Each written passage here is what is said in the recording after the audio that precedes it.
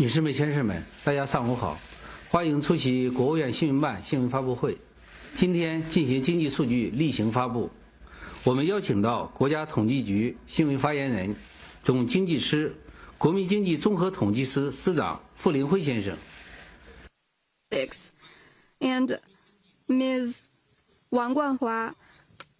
Deputy Director General of the Department of Comprehensive Statistics. They will introduce us the economic performance of May 2026 and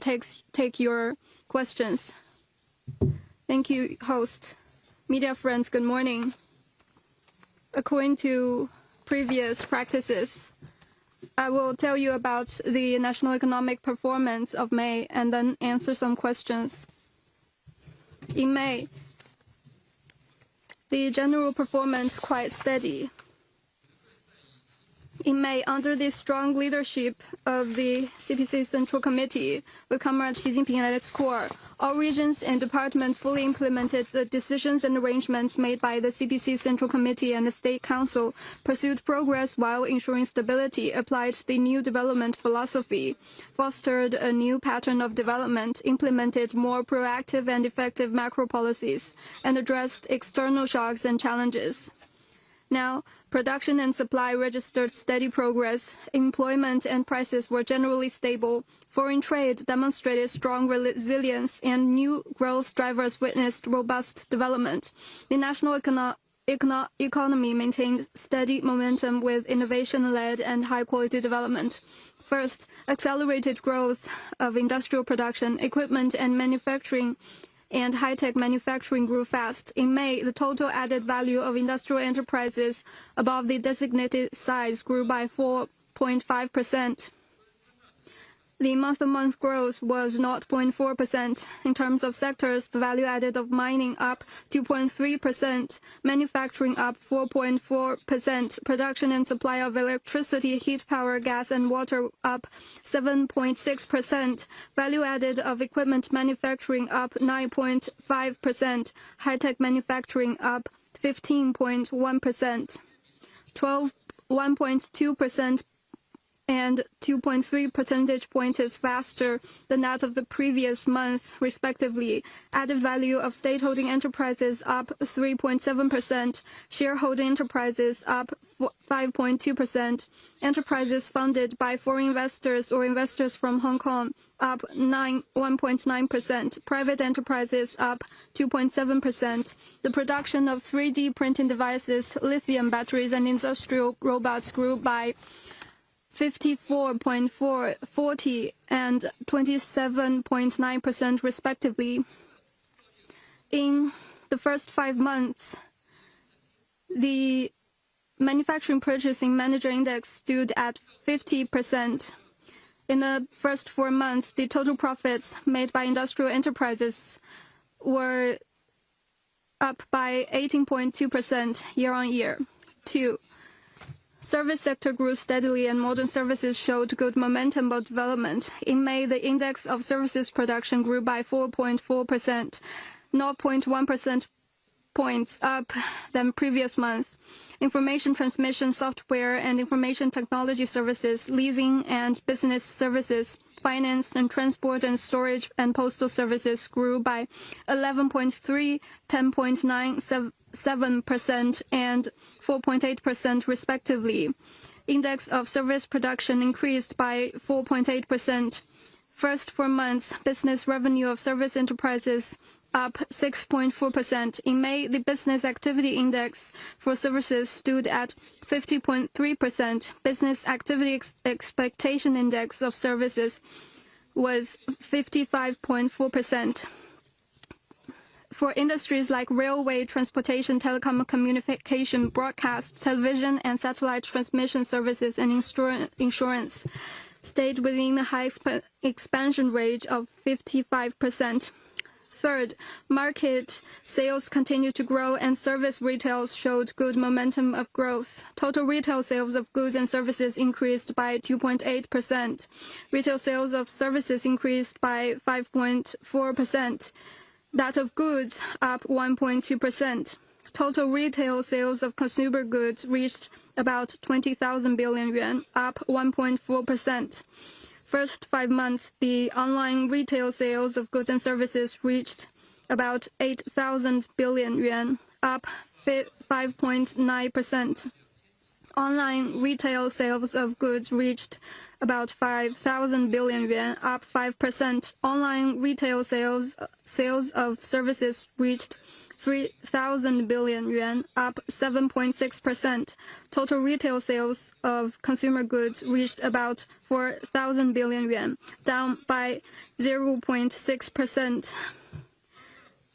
And retail sales of consumer goods in urban areas reached about 3.5 thousand billion yuan, down by 0.9%. Rural areas stood at around 500 billion yuan, up 1.5%. Retail sales of goods were about 3.6 thousand yuan, down by 0.7%. Income of catering was 460.5 billion yuan, up 0.6%. Sales of basic living goods and certain upgraded goods continue to increase. The retail sales of beverages, clothes, shoes, hats and textiles, and of cosmetics by enterprises above the designated size went up by 6.1%, 3.8%, and 2.5% respectively. Fourth, investment in infrastructure maintained growth, and increase of investment in intellectual property products accelerated. Investment in fixed assets reached about 17,000 billion yuan, and the investment in intellectual property products up 9.3%, 0.4 percentage points faster than the first 4 months. Investment in infrastructure grew by 0.6%. Manufacturing declined by 0.4%. And in real estate development, down by 16.2%. The total sales of newly built commercial buildings were about 3,000 billion yuan, down by 13.5%. By industry, the investment in the primary industry up by 5.9%, secondary industry up 0.1%, tertiary industry down 6.8%, private investment down by 7.1%, or down by 3.5% with investment in real estate development deducted. Investment in high-tech industries grew by 4.5%, of which investment in computer and office device manufacturing, aerospace vehicle and equipment manufacturing, and information services grew by 18.3%, 16.7%, 13.8% respectively. Fifth, imports and exports of goods grew fast, and trade infrastructure continued to optimize. The total value of imports and exports was 4.5 thousand yuan, up by 16.9%. And the total value of exports was about 2.5 thousand yuan, up 13.8%. The total value of imports was 1.8 thousand billion yuan, up 21.5%. Total value of imports and exports of goods was about 20,000 billion yuan, up 15.3%. Total value of exports was about 12,000 billion yuan, up 11.8%. In the first 5 months, the import and exports of general trade up by 8.3%. And imports and exports with the Belt and Road partner countries up 13.6%. Imports and exports by private enterprises up 15.5%. Sixth, employment was generally stable, and urban surveyed unemployment rate went down. First 5 months, the urban surveyed unemployment rate averaged 5.2%. The surveyed unemployment rate of population with local household registration was 5.2%. Non-local household was 4.9%. Non-local agricultural household 4.9%. Urban surveyed unemployment rate in 31 major cities was 5.1%, 0.1 percentage points lower than the previous months. Seventh, consumer price grew mildly and producer prices of industrial products witnessed a widened year-on-year growth. In May, the CPI increased by 1.2%, same level as that of the previous month, or down by 0.1% month-on-month. Grouped by commodity categories, prices of food, tobacco, alcohol, and dining out down 0.9%, clothing up 1.4%, housing down 0.2%, articles and services for daily use up 1.8%, transportation and communication up 5.4%, education, culture and recreation up 1.3%, medical services and healthcare up 2.1%, other articles and services up 9.9%. Prices for good, tobacco, alcohol and dining out. The price for pork went down by 16.1%, fresh fruits down 2.2%, grain down 0.3%, fresh vegetables up 1.6%. Core CPI up by 1.1%. First 5 months, the CPI went up 1% year-on-year. In May, the producer prices of industrial products up 3.9%, expanded by 1.1 percentage points compared with that of previous months. The purchasing prices for industrial producers up by 5.8%, or 1.3% up month-on-month. First 5 months, producer prices for industrial products and purchasing prices for industrial producers grew by 1% and 1.6% respectively. Generally speaking, in May, the national economy was generally stable with development resilience further demonstrated. However, the external environment is increasingly complex and volatile. The domestic imbalances between strong supply and weak demand is acute. The foundation for steady and upward economic growth still needs to be consolidated. We must follow the guidance of Xi Jinping thought on socialism with Chinese characteristics for a new era, continue to pursue progress while ensuring stability, further boost domestic demand, improve supply, and optimize the allocation of new resources while making the best use of existing ones. Provide greater support to keep employment, enterprise operations, markets, and expectations stable so as to promote higher quality economic growth while achieving an appropriate increase in economic output. Thank you. Now questions, please.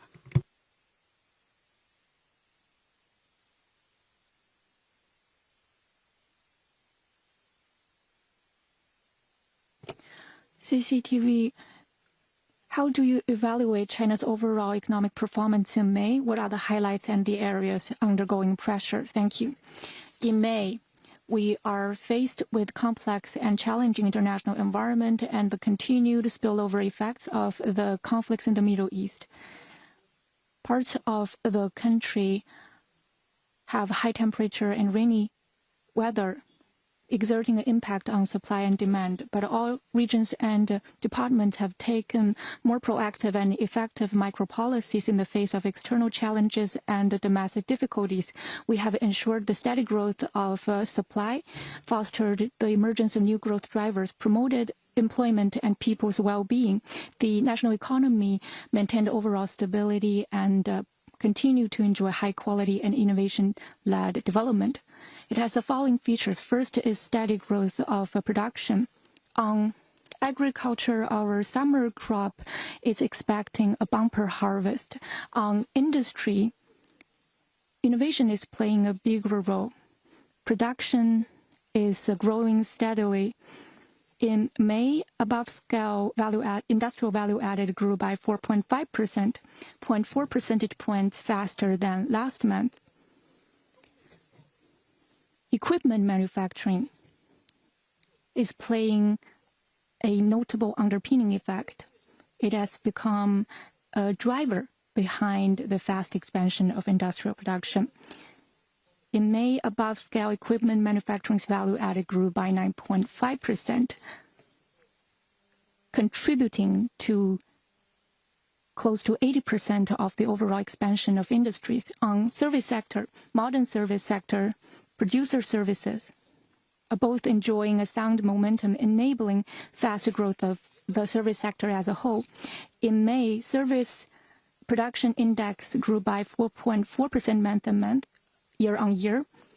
0.1 percentage points faster than last month. Leasing and business service production index grew by 10.9%, maintaining relative fast growth. Industrial expansion also has driven the growth of freight transport. In May, transportation, warehousing, and post-production index grew by 4.8%, 0.5 percentage points faster than last month. Second is new growth drivers. We pursued full integration of technological industrial innovation, digital and intelligent integration, and green transformation. The emerging sectors are burgeoning and bolstering high-quality economic development, as manifested in the sound growth momentum of high-end manufacturing. In May, high-end manufacturing's value added grew by 15.1%, 2.3 percentage points faster than last month. Emerging service sector are also booming. In May, information transmission software and IT services production index grew by 11.3%. Above-scale high-tech service, strategic emerging service businesses revenue maintained relative fast growth. Digital consumption is growing fast, with a sound momentum in online retail sales. In the first 5 months, online retail sales of goods and services grew by 5.9%. Third is resilient trade. The global trade environment is confronted with a headwind, but China's trade maintained relative fast growth. This reflects the strength of China's manufacturing and also the resilience and vitality of the Chinese economy. In May, China's total value of imports and exports of goods grew by 16.9%, 2.7% faster than last month. Export and import both maintained double-digit growth. The fast growth of trading goods of China have contributed to world trade growth and the stability of the global industrial chain. 4 is robust safeguards for people's well-being. Employment is the most fundamental aspect of people's well-being. Since the beginning of the year, we have stepped up efforts to stabilize employment. In May, the national surveyed urban unemployment rate was 5.1%, 0.1 percentage points lower than last month. For the workforce between 30 to 59 years old, and also for migrant workers with rural household registration, their surveyed unemployment rate dropped over last month. Price changes are also closely linked with people's lives. In the face of swings in the international energy market, China has stepped up supply of products related to people's everyday life. The CPI was overall stable, growing 1.2% over last month in May, basically the same pace with the previous month. The supply of agricultural products is abundant. In the first in May, the price of food dropped, and as part of the country is entering summer, the demand for electricity is climbing up. We have stepped up energy production. In May, above-scale industrial energy production grew by 4.2%, 1.6 percentage points faster than last month. The everyday and industrial power needs in key areas are met. It is also worth noting that the uncertainties and destabilizing factors on the external environment is still abundant. Some companies in China face difficulties in operation, and we still need to cement the foundation for sustained economic growth. Going forward, we'll fully implement the decisions of the CPC Central Committee and the State Council, step up micro-policy adjustment, expand domestic demand, improve supply, stabilize employment, business operation, market operation, and expectation, advance innovation-driven development, and deepen reform and opening up to further realize high-quality economic development. Thank you.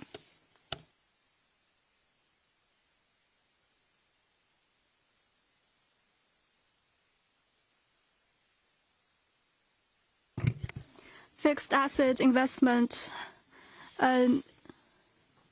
increase rate is fluctuating. Can you tell us about the new characteristics of investment structure? Yes, this is something of great concern to us. On the change of the rate, we have to see this objectively. Not only the total amount, but also the structure and the quality of investment. From January to May, the increase rate has seen an expanded decrease. There's influence from regional heat and rainfall. It is also showing the change of new and old growth momentum, and also the transition from expanded total amount to equality improvement, although the speed is slowing down. But under the continued policy support, increased innovation leading, and more safeguards on people's well-being, we can see that the structure is getting better. It is playing an irreplaceable role in strengthening foundation, promoting transition, and benefiting people's livelihood. It is shown first, investment in infrastructure is growing steadily. Infrastructure is an important safeguard to unimpeded flow of production factor, economic development, and serving people's lives. A number of infrastructure projects were going on very well this year. From January to May, the investment grew by 0.6% in infrastructure, and a comprehensive multi-dimensional transport system is being built. From January to May, investment in transport mailing and increased by 7.1%. Investment in railway transport, water transport, and pipeline transport increased by 5.1%, 23.3%, and 98.8% respectively. There's more infrastructure in a new generation of communication facilities. The investment in information transmission up 30.4% in May. Secondly, investment in new areas is seeing fast growth. As innovation-led is growing stronger, we have more needs in upgrading, and investment is increasing. It's not only expanded space for increased investment, but also injected fresh energy for fostering new industries and building new drivers. From January to May, the investment in equipment tools up by 9.3%. At the same time, investment in high-tech industry increased by 4.5%. We're seeing rapid growth in artificial intelligence. Investment was fast in this region, in this area. The investment in integrated circuit lithium battery increased by 11% and 24.9% respectively. A large-scale renewal policy also brought renovation and upgrading in enterprises, up by 9.3%. Third, there's more investment in people's livelihood. We have always upheld safeguarding people's livelihood in development, and also integration between investment in objects and the people. There's more input in infrastructure, ecological preservation. From January to May, investment in agriculture and fishery up 10.7% and 27.5% respectively. City upgrade and changing people's living environment investment going up steadily. In 2026, central fiscal support for city upgrade reached 970 billion yuan. In the next stage, we have large space for investment in promoting urban revitalization, new quality productive forces, and improvement of public services. These all need the support of investment and also having a strong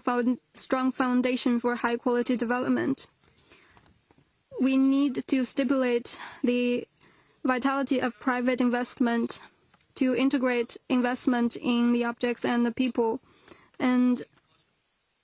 to play up the positive role of effective investment in high-quality development. Next question, please.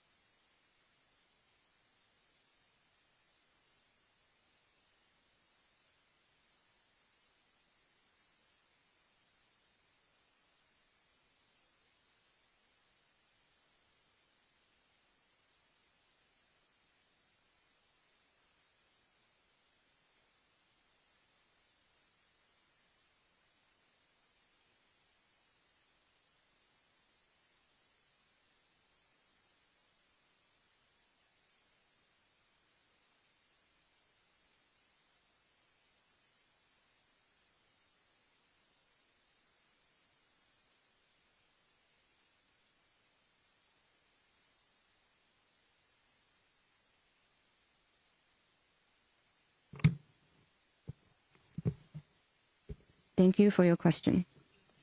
For the first question about the transmission of PPI to CPI, this is a key focus. Now, despite expanded growth rate of PPI, CPI is in a stable operation and daily necessities maintain a stable prices. First, this is because PPI and CPI mean different things. There is a structural factor in the transmission. We know that PPI reviews the prices of industrial production, while CPI reviews the prices of daily consumption, covering all consumption categories, including both services and products. Therefore, the transmission is mainly on industrial consumer goods. The fresh food and the services, which account for a large proportion in CPI, is less affected by the price fluctuations of industrial products. Second, on transmission pattern, the prices of upstream industrial products is more directly affected by international commodity prices fluctuations. As upstream prices transmit to midstream processing, downstream products manufacturing, and then to the end consumer market, this process is subject to market competition and technological progress. The transmission is usually decreasing in effect. Third, China's economic operation is overly stable and we have a strong resilience in industrial supply chains. There are abundant products and services. There are effective policies to ensure supply and to stabilize prices. The price regulation mechanisms for refined oil products are implemented in a timely manner to effectively cushion the fluctuations of international energy prices. On your second question, the cost brought by rising, the pressure caused by rising costs on companies. This is a question with our attention. Affected by different division of labor, of industrial chain, market demand, and industrial competition, the margins is different. Some mid to downstream companies face temporary cost pressure. Many companies take the initiative, such as expand their technology, expand market, upgrade technology to hedge against the pressure. And relevant authorities and departments have taken measures to implement these policies and help the large-scale equipment renewal. Nationally, despite some pressure on companies' operation with the rapid growth of industrial production and rebound of industrial products, the turnover and the margins of industrial companies have maintained steady growth, and resilience of industrial economy continues to evolve. For the first 4 months, the turnover of industrial companies above designated size is up by 5 to 5.2%, which is 0.2 percentage points faster than the first 3 months. And the overall interest is up by 18.2%, which is 2.7 percentage points faster. Thank you. South China Morning Post. In May, the total retail sales of consumer goods was 2.8%. This is the first time it dropped since 3 years ago. What's your view on this? Thank you for your question. I think you are interested in the consumption of the Chinese market. The total retail sales of consumer goods is an important indicator. But in the current phase, we not only need to look at consumer in goods, but also consumer in services. I don't know if you have noticed, this is the first time we released figures for the total retail sales of consumer goods and services. In the first 5 months of the year, it grew by 2.8%.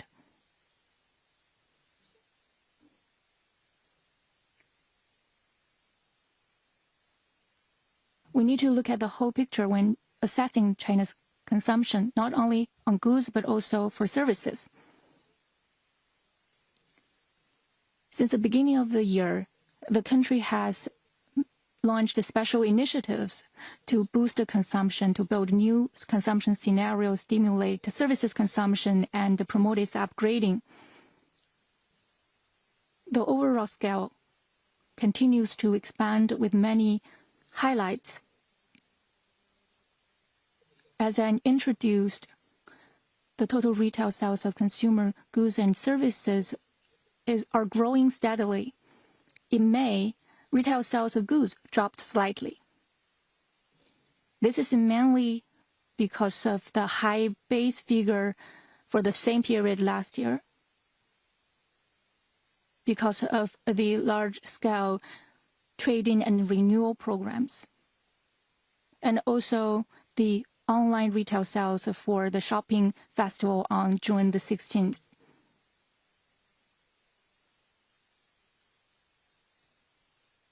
Also, this is affected by the weather and rainy weather in some parts of the country.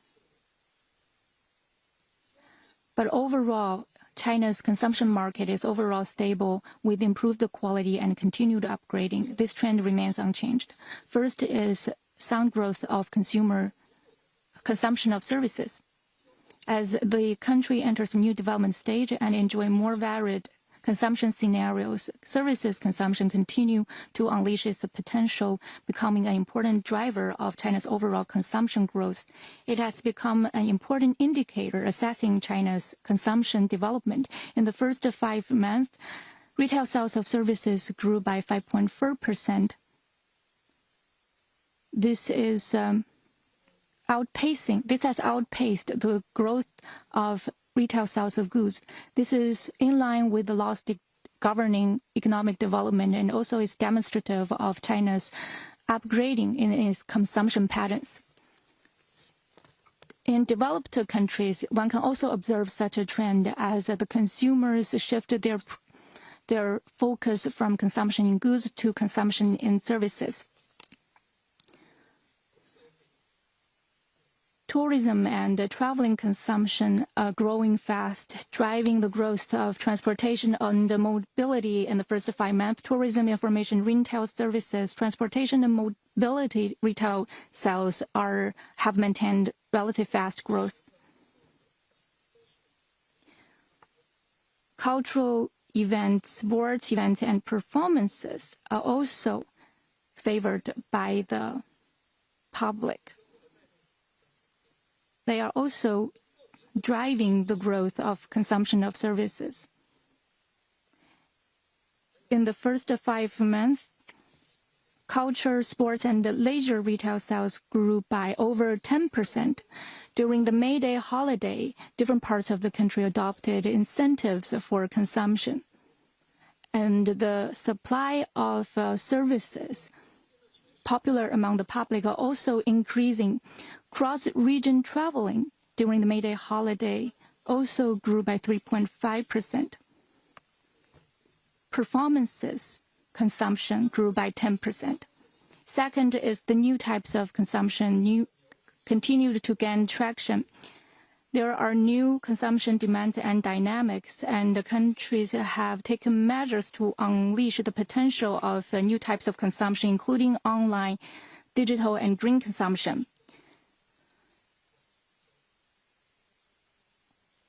Online consumption are booming. In the first 5 months,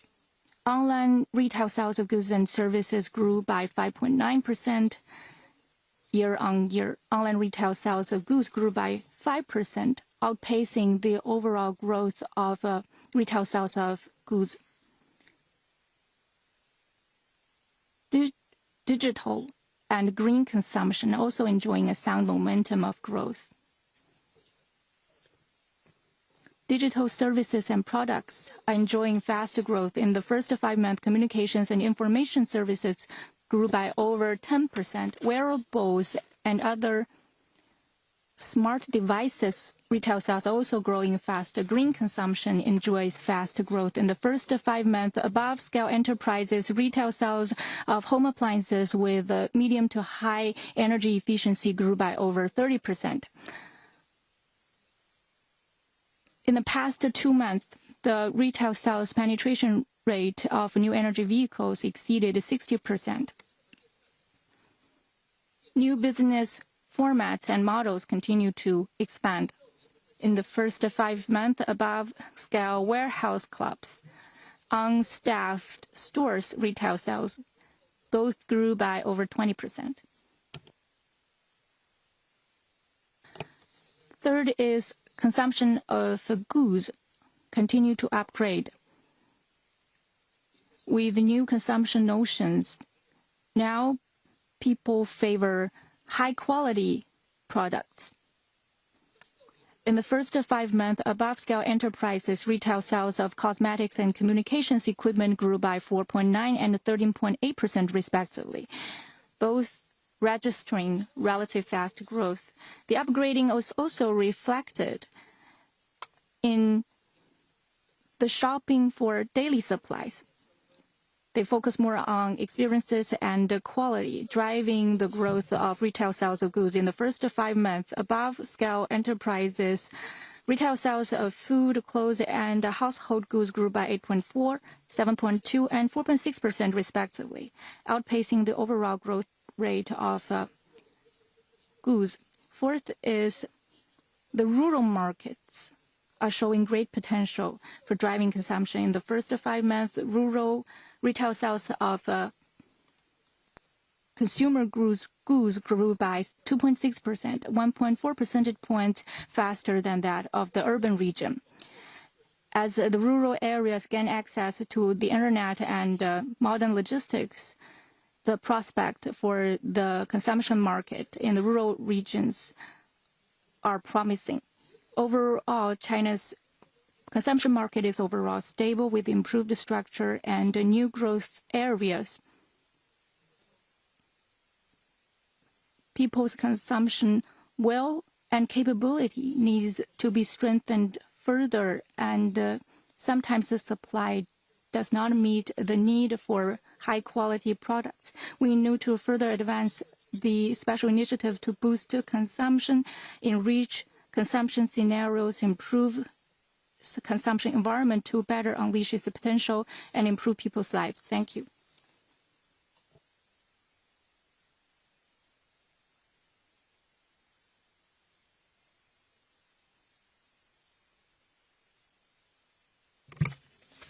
Xinmu News.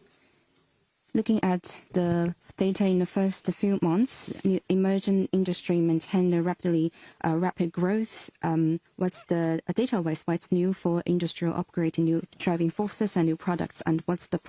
role of new quality product forces? The rapid transformation of new and old driving forces is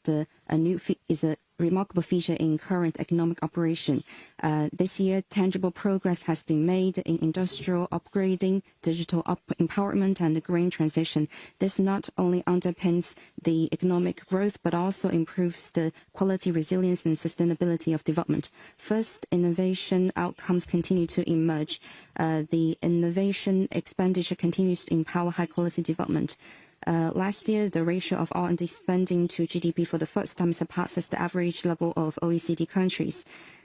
Thanks to that, aerospace, AI, quantum computing, biomedicine continue to witness the new outcomes. Recently, Zhejiang 4.0 quantum computing prototype has made a new record in optical quantum computing. The independently developed 600 kilo thrust class turbofan engine has made a maiden flight.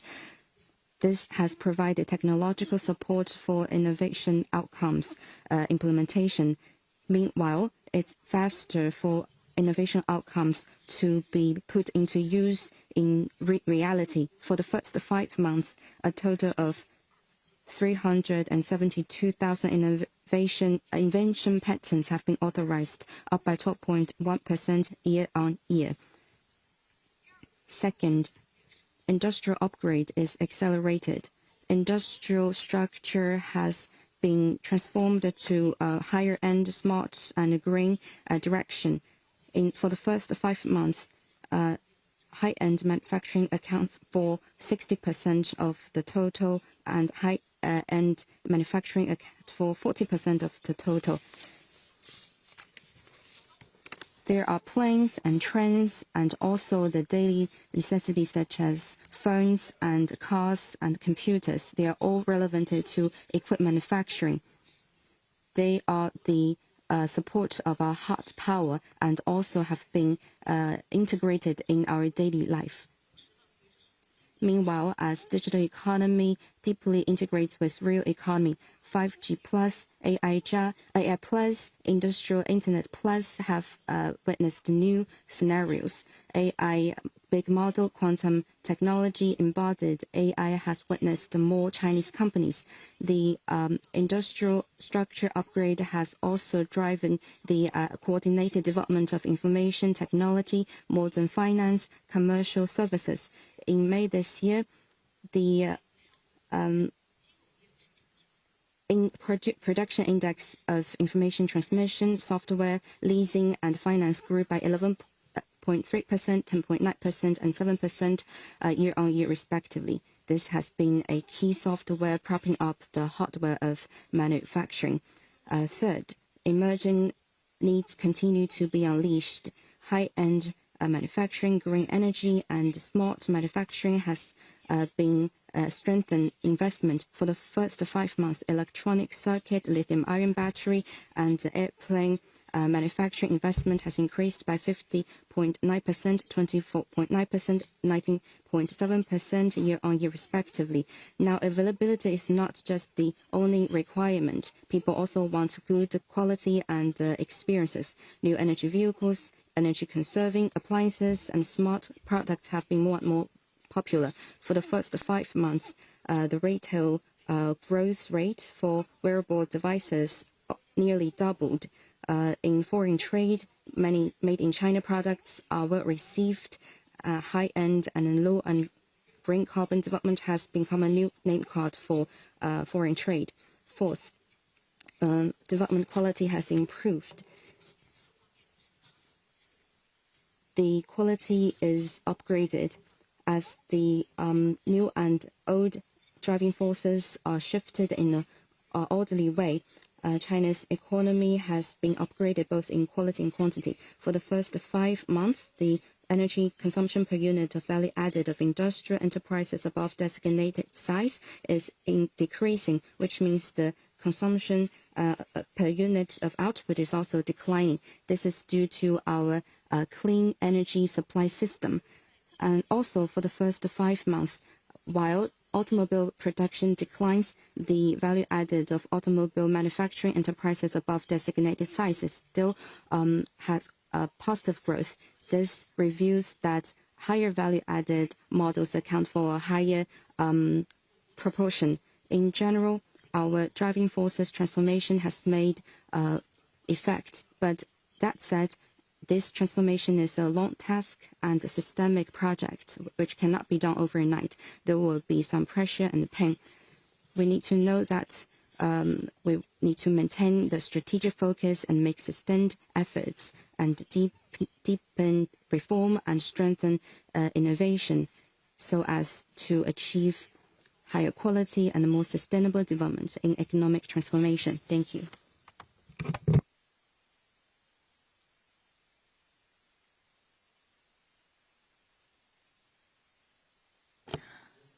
Reuters, based on the May figure, how do you project China's economic development in Q2 and what are the main drivers? Thank you. Thank you for your question. There has been a lot of attention on China's economic growth in Q2. China enjoys a sound economic development in Q1 at about 5%. In Q2, due to complex international environment and structural pressure from within, parts of the economic indicators are growing at a slower pace. Some companies face difficulties in operation. But when we look at the overall trend, Chinese economy has maintained overall stability and has made progress while maintaining stability. Innovation-led development and improved structure remain the salient features. Looking ahead, despite many challenges and difficulties, the fundamental sustaining long-term economic development remains unchanged. New quality productive forces continue to gain strength. The dividends of reform and opening up continues to be unleashed. Micro policies deliver tangible results. All of this will continue to support the stable performance of the economy and its innovation-led high-quality development. First, the Chinese economy enjoys a sound foundation and strong resilience. China has a complete industrial system with strong supporting capabilities. It enjoys the advantage of a supersized economy and well-developed infrastructure. We are well positioned to cushion external impact and tackle domestic challenges. Since the beginning of the year, in the face of swings in the global energy market, the Chinese economy has withstood pressure and maintained overall stable growth, showing great resilience. In the first 5 months, above-scale industrial value added and service production index grew by 5.4% and 4.8% respectively, registering relative fast growth. The surveyed unemployment rate for urban areas averaged at 5.2%. CPI grew by 1% year-on-year, both of which are overall stable. Trade is also growing fast, with the total value of imports and exports of goods grew by 15.3%. The RMB exchange rate rose steadily. By the end of May, foreign reserve was at above $3.4 trillion. All of these figures show that Chinese economy has great resilience and vitality, and they in turn lay the solid foundation for the stable performance of the Chinese economy. Second is the emergence and growth of new growth drivers. Innovation, technological innovation fueled industrial innovation, and it helped to foster new quality productive forces. These increasingly provide solid support for China's high-quality development. By industry, digital industry, intelligent manufacturing enjoys sound growth momentum. In the first 5 months, digital products manufacturing's value added grew by 12%, notably faster than the overall growth of the industrial sectors. Artificial intelligence are growing fast. Memory chips and industrial robots output are growing significantly. Investment in emerging industries are growing. Sports, traveling, leisure, and digital products consumption are expanding, injecting strong impetus into economic growth. In the first 5 months, high-tech industrial investment grew by 4.5%. Tourism services, culture, sports, and recreation services retail sales maintained double-digit growth. Be it technological development, production, transportation, and logistics, or everyday traveling consumption of the people, innovation is everywhere, propelling the growth of the economy as a whole. Third is reform and opening up continues to deepen. We have made positive progress in building a unified national market with improved supply and rebounding prices. This has improved the bottom line of companies. In the first 4 months of the year, above-scale industrial companies' revenue profits grew by 18.2%. Institutional opening up continues to be deepened. The Inner Mongolia Free Trade Pilot Area has put on the map another highland for promoting opening up. Visa-free policies are unlocking the potential of inbound trips. During the May Day holiday, visa-free entries to China grew by 14.7%. Going forward, we will continue to work to advance the building of a national unified market and break through the bottlenecks. We will take the initiative to open its door even wider and promote the flow of production factors between the domestic and international markets, all of which will be conducive to the sustained growth of the economy.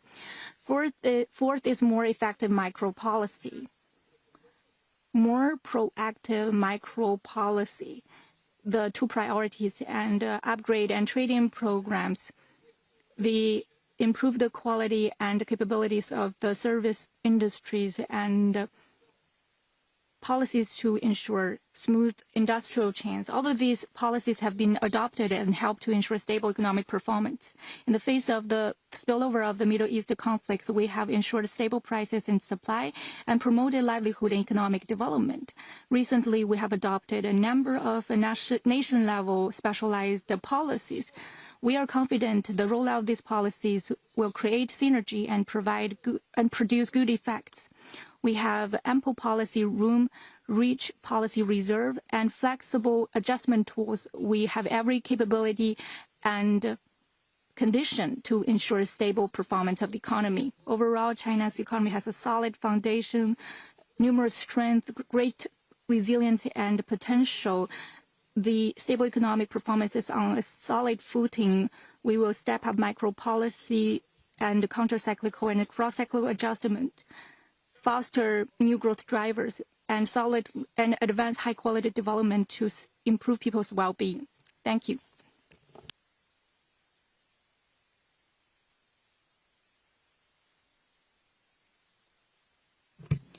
Pai News. Amid global economic sluggish recovery and geopolitical risks, China's foreign trade still witnessed double-digit growth in May. The overseas market is very interested in its resilience. What's the new features for China's foreign trade, and what are the reasons behind? Thank you for your question. Amid sluggish global economic growth and turbulent geopolitical situation, China's foreign trade maintained a good momentum, propping up the stable economic operation. This also reveals a diverse market, optimized structure, new driving force, and strong resilience. First, on scale, import and export both witnessed rapid growth. According to customs statistics, in May, the import and export of goods it was up by 15.3% year-on-year, which is 0.4 percentage points faster than the first 4 months. The export in May is up by 13.8%. Import is up by 21.5%, which is faster than the export. And the import growth rate of the integrated circuit, iron ore, and mineral concentrates all got faster. Since May 1st, China implements zero tariff treatment for African countries having diplomatic relations with China, reducing cost for African products to Chinese market. In May, the import from Africa is increased by 15%, which is a growth for 9 months in a row. Second, on market, the diverse situation is consolidated. The resilience cannot be done without a diverse market. China actively deepens the practical cooperation with global economic and trade partners. For the first 5 months, China's imports and exports with EU, ASEAN, and Africa increased 10.3%, 16.6%, 18.8%, and our import and export with BRI partner countries increased by 13.6%. Third, on products, high-tech, high-value-added products have become a main force of export growth. In the first 5 months, mechanical products export grew by 18.4% year-on-year, accounting for over 60% of the total. Integrated circuit, computer components have registered impressive export. Meanwhile, lithium battery, wind power generators export have grown by 40%. Behind this stands a strong and advanced manufacturing capacity. Fourth, on companies, various market entities all witnessed growth. Private companies have the advantages of flexible operation market, diverse market landscape, and strong innovation capacity, and has for years become the biggest business entity in China. For the first 5 months, China's private companies import-export registered 1.8 trillion yuan, up by 15.5%, accounting for 57.1% of the total. The foreign invested companies import-export is up by 15.7%. For SOE, the number is 14%. This steady growth is attributed to the following. First, China has a solid industrial foundation, a full-fledged industrial chain. We can perfectly match up to the different production and consumption demand and effectively adapt to the global green and intelligent transformation. Second, this is due to China's daily efforts to expand high standard opening up and carry out economic and trade cooperation with the rest of the world. We pursue high quality Belt and Road cooperation, expanding the circle of friends. Meanwhile, it is also because the numerous foreign companies pursue innovation and resilience. We have policies to promote foreign trade, which continues to be felt. Going forward, there are still many uncertain and unpredictable factors, and the influence done by Middle East geopolitical conflict is still there. But the favorable conditions remain unchanged. The resilience, dynamics, and competitiveness is still our important foundation and advantages. We should be confident and respond to the external uncertainty with the certainty of our high-quality development. Thank you.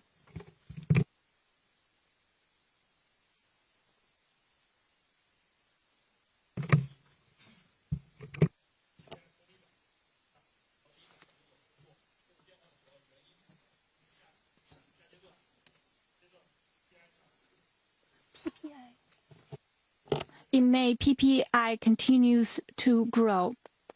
What is the reason behind the growth, and how do you see its impact in the future?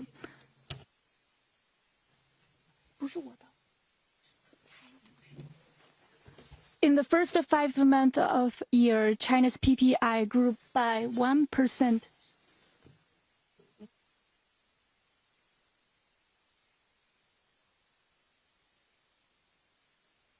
Which is 1.2 percentage points lower than last month. The month-on-month increase is positive for 8 months in a row. There are the following features. First, the industrial structure optimized effect continues to review. In May, demand for upgrading equipment continues to be felt, leading to the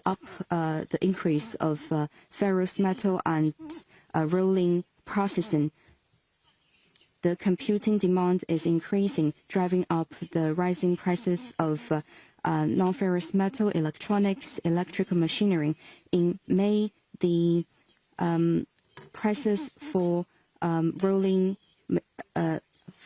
processing, computer communications, and electronic equipment has all witnessed rapid growth month on month. Second, seasonal demand increase drives up prices in certain sectors. In May, the coal mining and washing prices was up by 3.2% month on month. This is mainly due to the increase in demand in non-power coal, in chemical and construction materials. Also, as temperature grows higher in May, there is a higher demand in air conditioning purchase demand, driving up the prices for air conditioner manufacturing and other cooling appliances, which is up by 0.9% and 0.3% respectively. Third, the imported impact of prices of international commodities is still there. In May, affected by the fluctuations of international crude oil, domestic oil prices turned from an increase to a decrease. The chemical and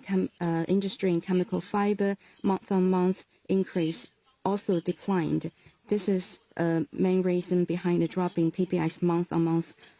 growth rate. Meanwhile, the international crude oil price is still at a relatively high position. Its imported influence on petrochemical industrial chain still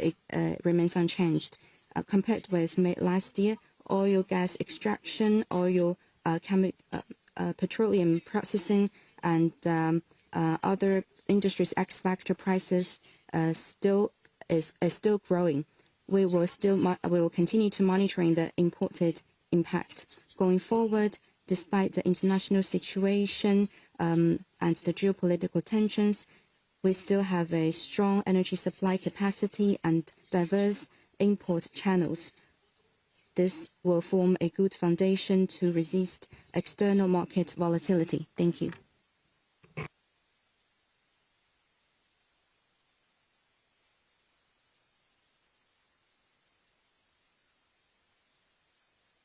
China business news. In May, the PMI dropped slightly. The high-tech and equipment manufacturing are in expansion. How do you evaluate manufacturing's performance in May, and what is prospect in the coming months?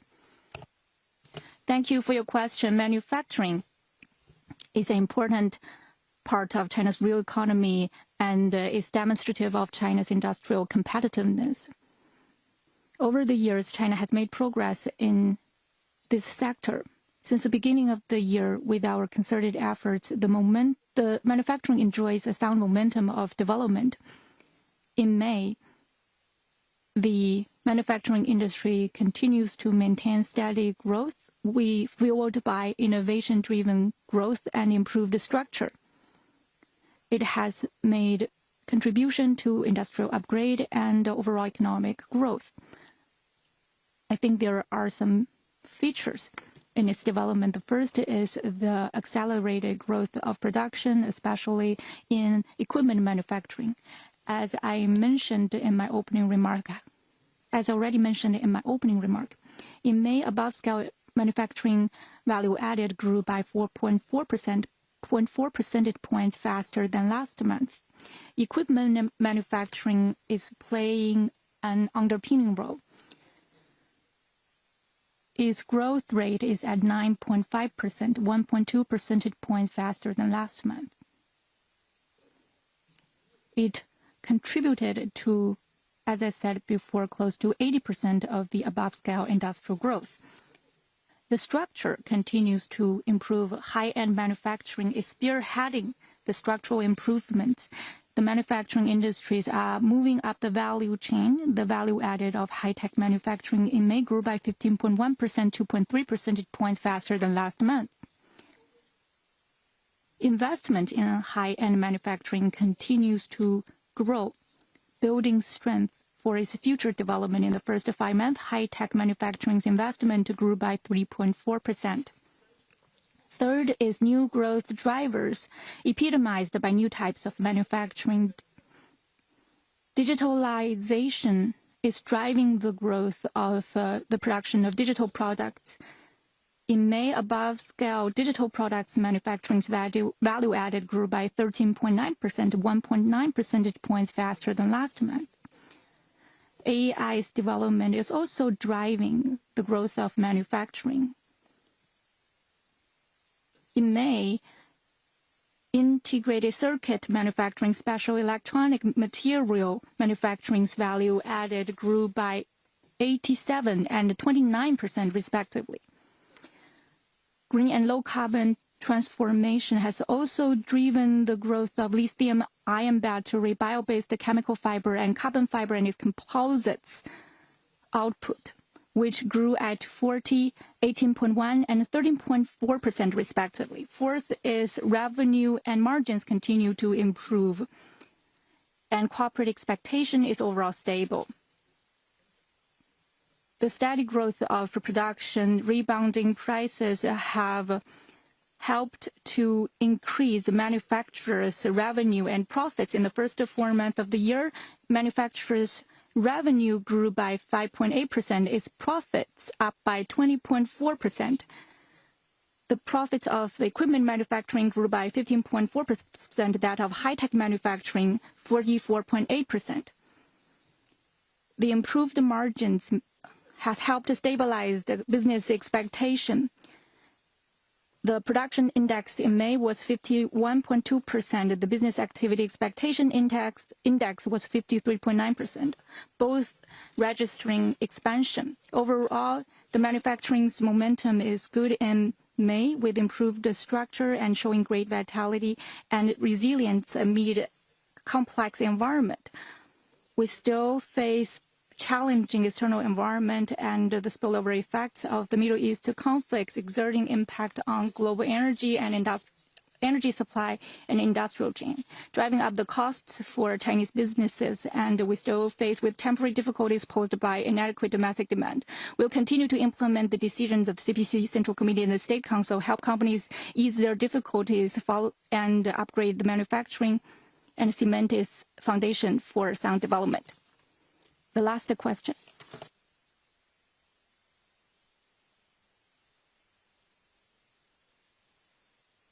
This May, the CPI was up 1.2%, but there's decrease month on month. Can you analyze the change of CPI? What will be the trend for the next step? Thank you for your question. For the consumer price trends in May, we can see from the following perspectives. First, a moderate and steady increase in consumer price. This year, there is a moderate increase following Q4 of last year. From January to May, it was up 1%. Core CPI excluding food and energy was up 1.1%, down 0.1% than last month. So CPI and core CPI were both seeing steady and moderate growth. Month on month, May CPI was down 0.1%, influenced by the changing energy and service prices, influenced by international oil prices, oil and gas prices down 0.3%. After the Labor Day, the prices of transport rental and flight tickets is going down. Service price went down 0.1%. Secondly, the expansion of consumer demand is driving prices. In May, there's newly launched summer clothes. People want to buy new clothes. The price of clothes up 0.6%, 1.4% up year on year. Artificial intelligence development brought more upgrade in electronics. The price of mobile phones and laptops are on the increase month to month. Several upgrade consumer demand was unleashed. Prices of education, culture, entertainment, transport was up 5.4% and 1.3% respectively. Thirdly, livelihood goods, especially food prices, were stable with a slight decline. The food decline and continued small fluctuations with a steady decrease. In the first 5 months, the food prices was down 0.4%, fruits down 2.2%, cooking oil down 1.2%. Price of eggs, mutton, beef, vegetable saw slight increase. Fourth, the foundation for a stable prices did not change. CPI since the last year Q4 saw moderate recovery. There's uncertainty in the price trends of commodities, but we have ample supply for important livelihood products. The price monitoring and early warning and emergency control capabilities being strengthened. In the next stage, the consumer price is to see moderate increase. This is all for today's press conference. Goodbye.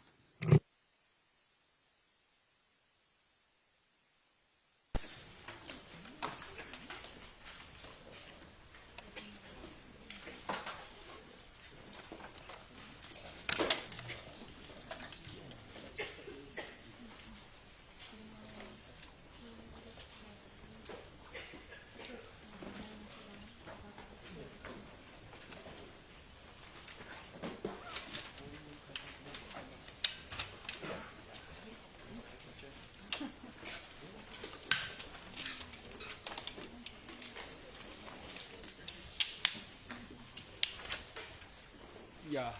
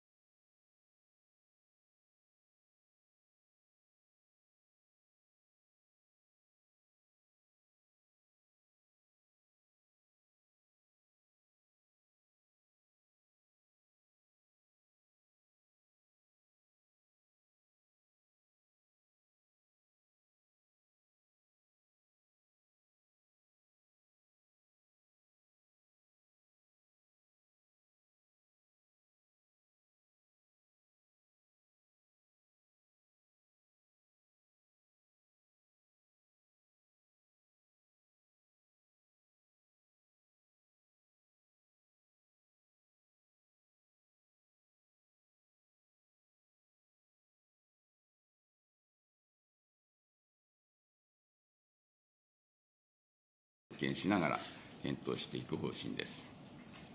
日本銀行は 2% の物価安定の目標の下で、その持続的、安定的な実現という観点から、適切に金融政策を運営してまいります。次に、長期国債の買い入れ計画についてご説明します。本日の会合では、市場参加者のご意見も参考にしつつ、国債市場の動向や機能度を点検した上で、今後の国債買い入れの在り方について検討しました。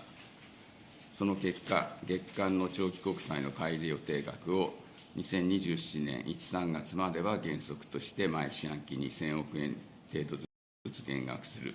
という現在の計画を維持し、2027年4月以降は月間2兆円程度の買い入れを行うことを賛成多数で決定しました。なお、田村委員は、長期国債の長期金利の形成は、市場と市場参加者に委ねるべきであるとして、2028年1、3月までの月間の買い入れ予定額を原則として、毎四半期2000億円程度ずつ減額する議案を提出し、反対多数で否決されました。国際買い入れに関する基本的な考え方は従来から変わりません。すなわち、長期金利は金融市場において形成されることが基本であり、日本銀行による国際買い入れは、国際市場の安定に配慮するための柔軟性を確保しつつ、予見可能な形で行っていくことが適切であると考えています。このうち予見可能性という点では、2027年3月までの月間買い入れ予定額に加えて、27年4月以降の国債買い入れ額や国債保有残高の先行き見通しを示すこととしました。柔軟性を確保する観点からは、これまでと同様、長期金利が急激に上昇する場合には、毎月の買い入れ予定額にかかわらず、機動的に買い入れ額の増額などを実施します。また、今後は長期国債の買い入れ計画の中間評価は実施しませんが、国債買い入れの基本的な考え方や国債市場の動向等を踏まえ、必要な場合には、金融政策決定会合において買い入れペースを見直すこともあり得ると考えています。以上です。はい、ありがとうございました。ではまず幹事から2問質問させていただきます。まず1問目ですけれども、米国とイランが戦闘終結に向けて合意に達し、中東情勢をめぐって緊張緩和の動きが出ております。4月の前回会合の時点では、経済に下方リスクがあることなどを踏まえて、政策の現状維持を決定されました。今回の会合では、4月以降のどのような状況の変化を踏まえ、どのような要素を重視して利上げを決断されたのかお聞かせください。続きまして、2点目は今後の利上げのペースについて伺います。前回の利上げから6ヶ月の間隔が空きました。経済・物価情勢次第の面も大きいとは思いますが、今後もおおむね同程度のペースで利上げを継続していかれるのか、あるいはインフレの懸念が強まれば、より短い間隔で利上げをすることもあり得るのか、お考えをお聞かせください。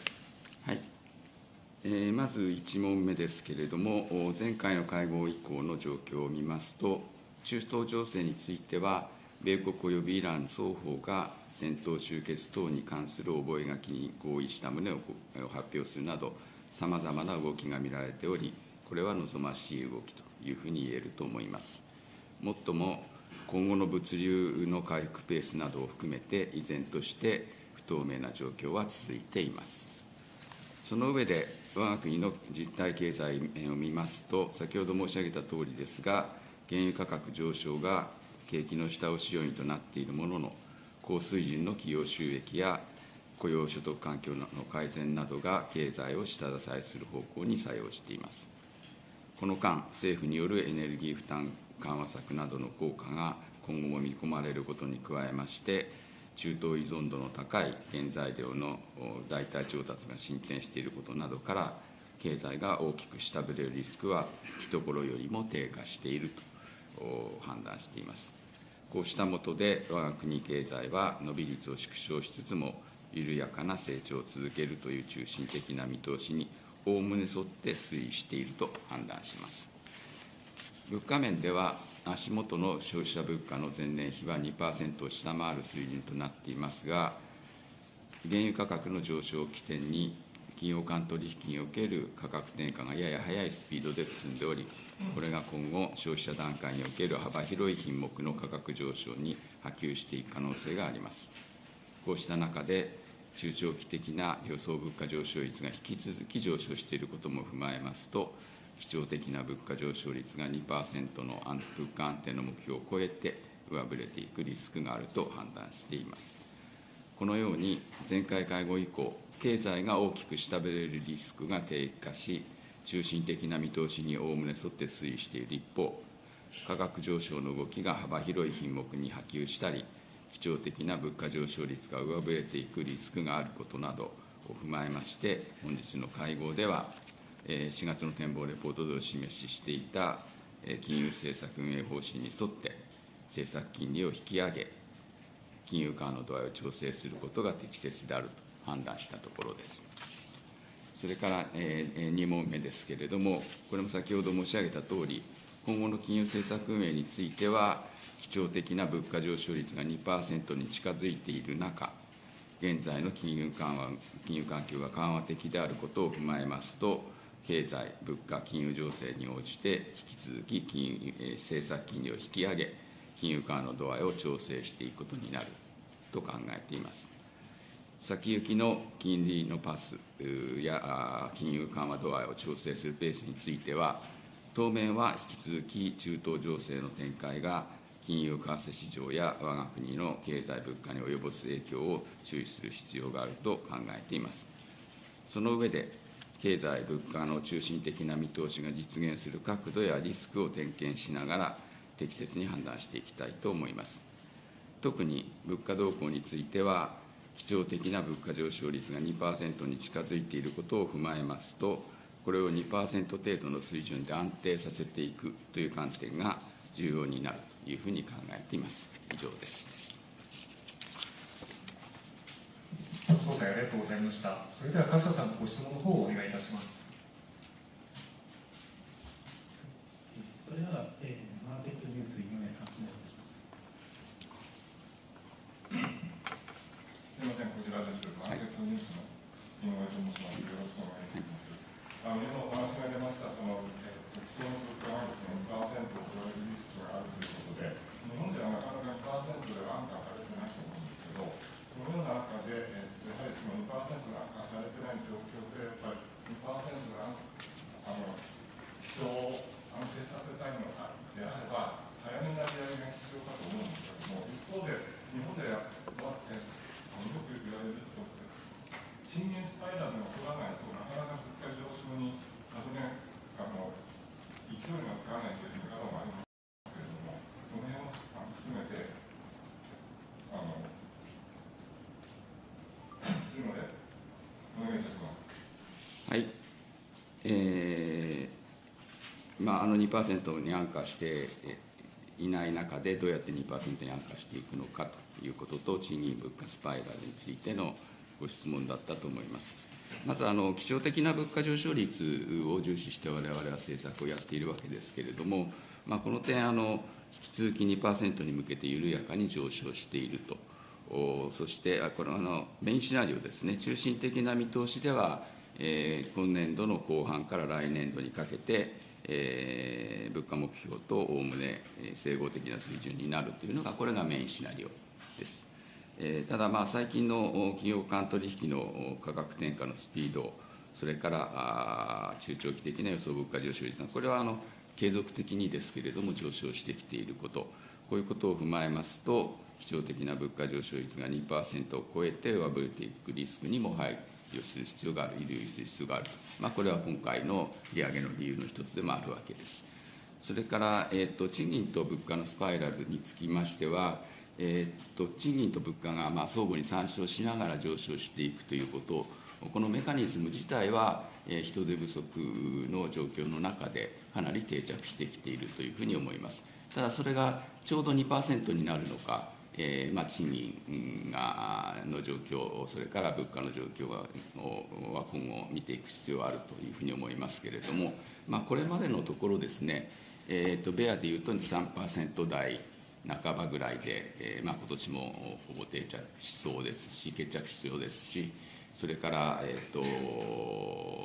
ば毎金統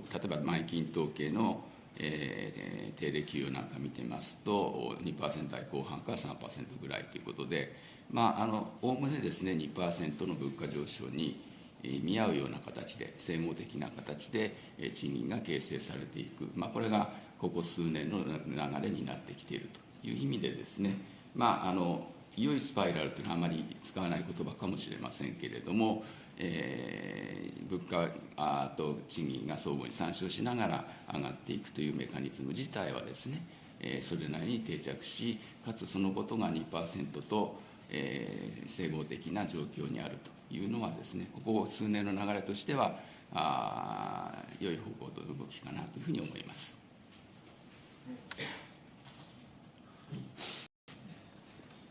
それでは、ドイツ通信の木原さん、お願いします。ロイター通信の木原です。よろしくお願いします。今回の利上げの判断にあたっては、経済は中心的な見通しの沿っているという判断。一方、物価については、基調的な消費者物価上昇率が2を超えて上振れるリスクを意識していると。この中心的なシナリオ達成の蓋然性が高まっていることによる利上げの側面と、リスクが高まっているということによる利上げ、両方あるように思うんですが、その辺のバランスについて、どちらがより重きを置いたのか、また今後の利上げを考えていくときに、どちらがより重要になってくるのか、そのあたりについての見方をお願いします。これが1点目です。あと2点目はそのリスクと関係するんですが、今後基調的なインフレが2を超えて上振れるリスクがあるということは、複数回の利上げが視野に入るということになるのか、一方で中立金利に日銀の政策金利が近づいているということをどう考えるのか、中立金利に近づいていけばいくほど金融環境等への影響を慎重に見ながらゆっくり利上げを進めるべきという考えもあるんですが、一方で物価の上振れリスクも高まっているということであれば、市場が見ているよりも早いペースの利上げもあり得る、このバランスをどう考えるのかお願いします。はい、1点目は、今回、いわゆる第一の柱、経済のメインシナリオ、経済物価のメインシナリオを重視したのか、あるいは、第二の柱、リスクですね、物価上振れのリスクを重視したのかということですが、これはウェイトがどうこうというよりも、今日の決定会合に提出されているすべての情報を見た上で、その2つ、両方の要素を勘案して決めたということに尽きると思います。どちらがウェイトが高いという性質のものではもともとないので、これについては両方だというのが答えになってくるというふうに思います。これはその時に提出される情報によって決まってくるというのが今後の流れだと思います。それから、後者中立金利についてですけれども、中立金利との距離感というのはですね、これは中立金利というものが推計可能であれば、あと何パーセント、0. 何パーセントが何パーセントということで言えるわけですけれども、残念ながら最新の推計値を見ても相当なばらつきがあります。以前どこかの講演で、言ったことがあると思うんですけれども、金融政策の実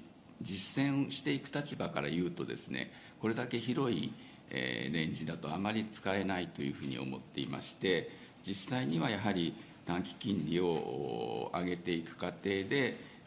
それを含めた金融環境の変化ということを点検して、中立金利の水準を探りながら、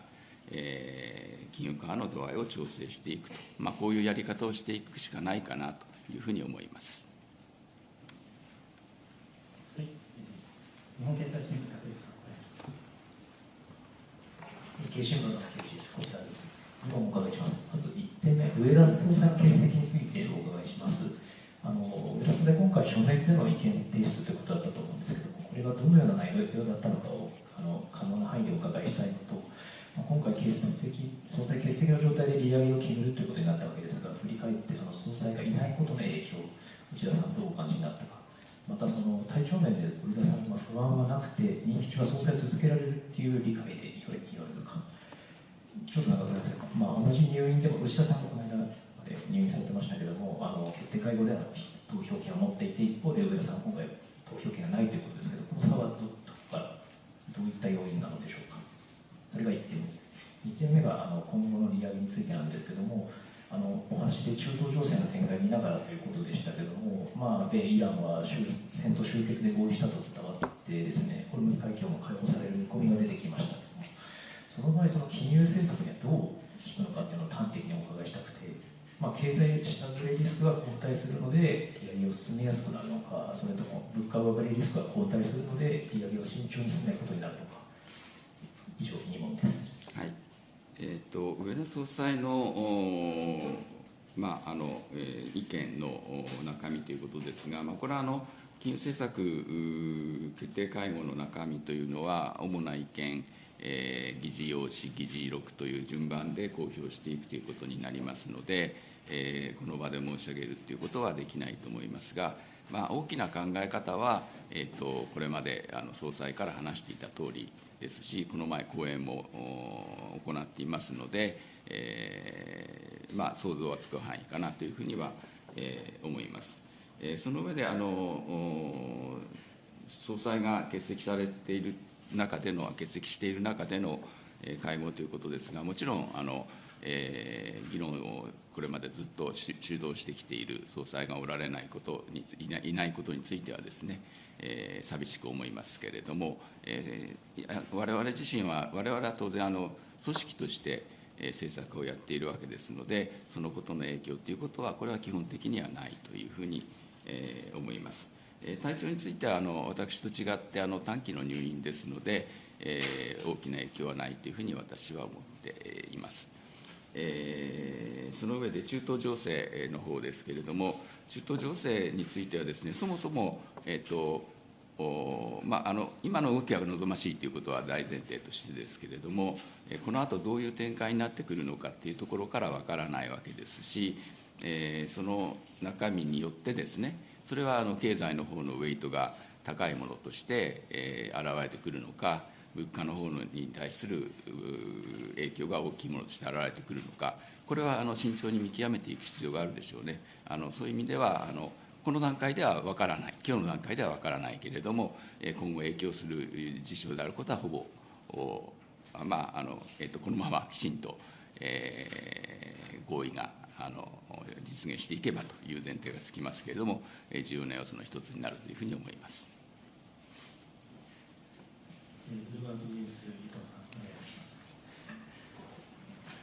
ブルーバーグ伊藤です。すみません、よろしくお願いします。日銀ではですね、目標の達成時期につきまして、2026年の後半から2027年にかけてというふうにしておりまして、早ければ年内にもですね、目標達成の可能性というのがあると思います。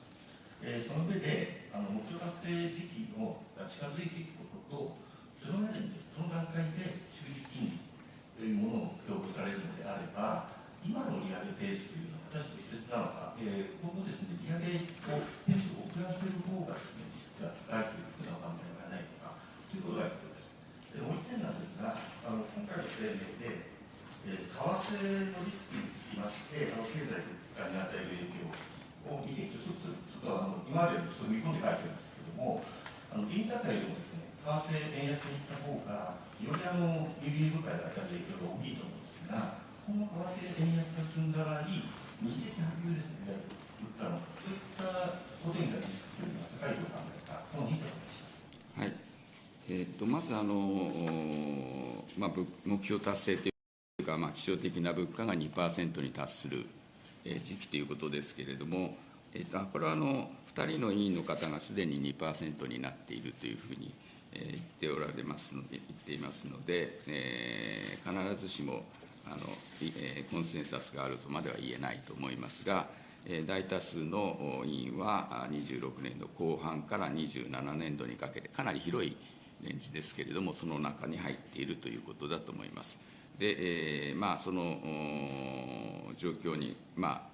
実際に分かるわけじゃないわけです。今の段階ではっきり分かっているわけじゃないわけですけれども、みんな予測ですので、予測ですけれども、それぞれの予測はその中の範囲に入っているということです。で、それに応じて、いわゆる中立金利に向けて緩和度合いを調整していくペースというのもですね、論理的には変わりうるということだろうと思いますが、今の段階では今後の経済物価情勢の次第ということにこれはなってくるというふうに思います。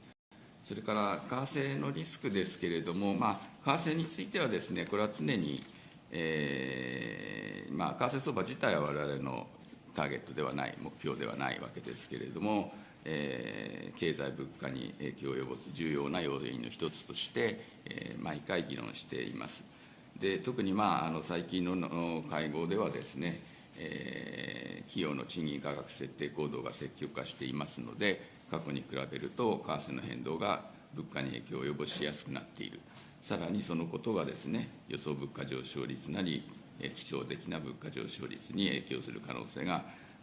これまでに比べるとメカニズムとして強くなっているということは意識していますので、金融為替市場の動向、それからその物価への影響というのはですね、これは今後もしっかり見ながら政策をやっていくということに尽きるかなというふうに思います。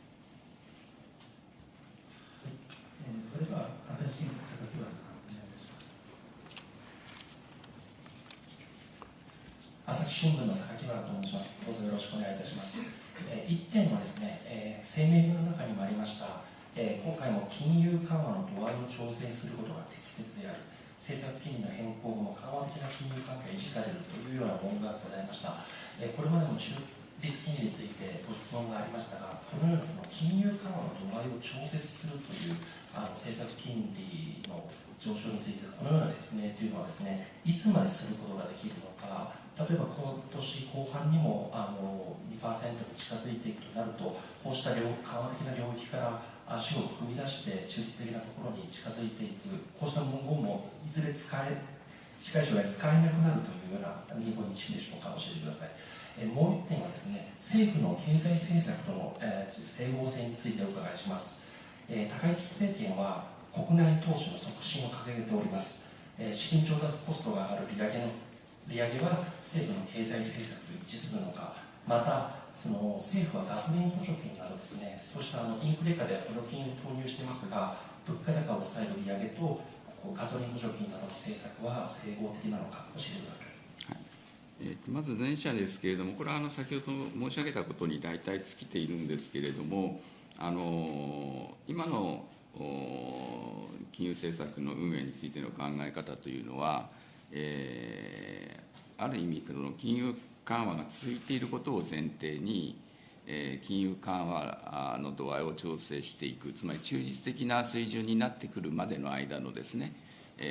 方針ということに、これは論理的になるというふうに思います。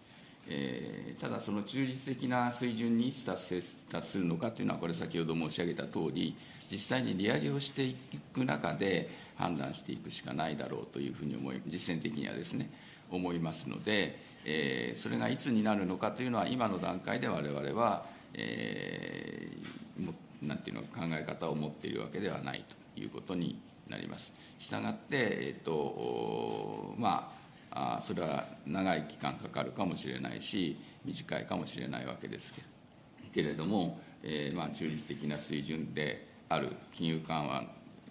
係は緩和的ではないという状態になったときにはですね、それはこれまでとは違って、そのことを前提とした金融政策の方針というのは、これは出てくる必要があるということになってくると思います。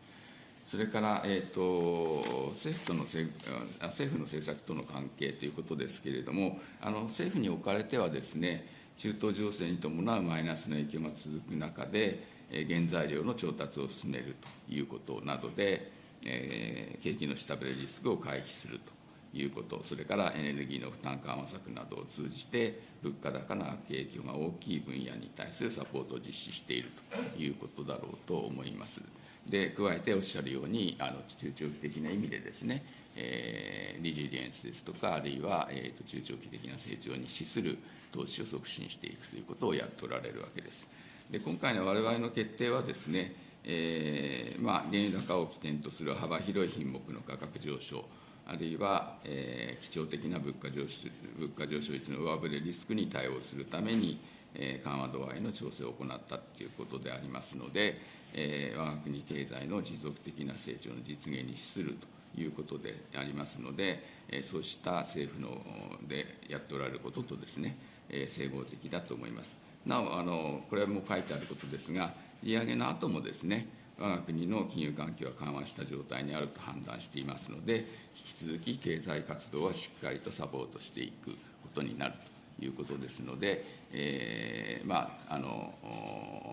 中長期的な投資という意味でもですね、これはサポートしているというふうに判断しています。以上です。それから日銀の田中さん、お願いします。すみません、日銀の田中です。よろしくお願いします。2点伺います。まず総裁不在間の役割分担についてお聞きします。今回の会合は政策委員会の議長は日々の副総裁が代理で務められたうちは副総裁がこの総裁会見を代理で担われています。で日銀法に関連があると思うんですけど、議長と総裁職務の代理人の方がそれぞれ担われていると思うんですけれども、そもそも2人の副総裁がこの分担して代理代行されるものなのか、こういうことが通例なのかっていうのを伺いたいのと、またこの会見の位置づけとして、今、会合の議長としてお話しされているのか、副総裁ご自身の見方や考え方を述べられているのか、あまり分からないし、特段こだわらないんですけれども、ご認識を伺えればと思います。2点目がですね、節目ですので、熟知された非伝統的金融政策について伺います。1年前の金融学会の講演で、イールドカーブコントロールですとか、中央銀行の新党運営の解釈とか見解に触れられた内容だったんですけれども、その結びの言葉で時間の念というフレーズを採用されて締められていました。でこの非伝統的なこの金融政策を振り返る際に、そうした言葉を使われた審議、こういう政策の出口を進めている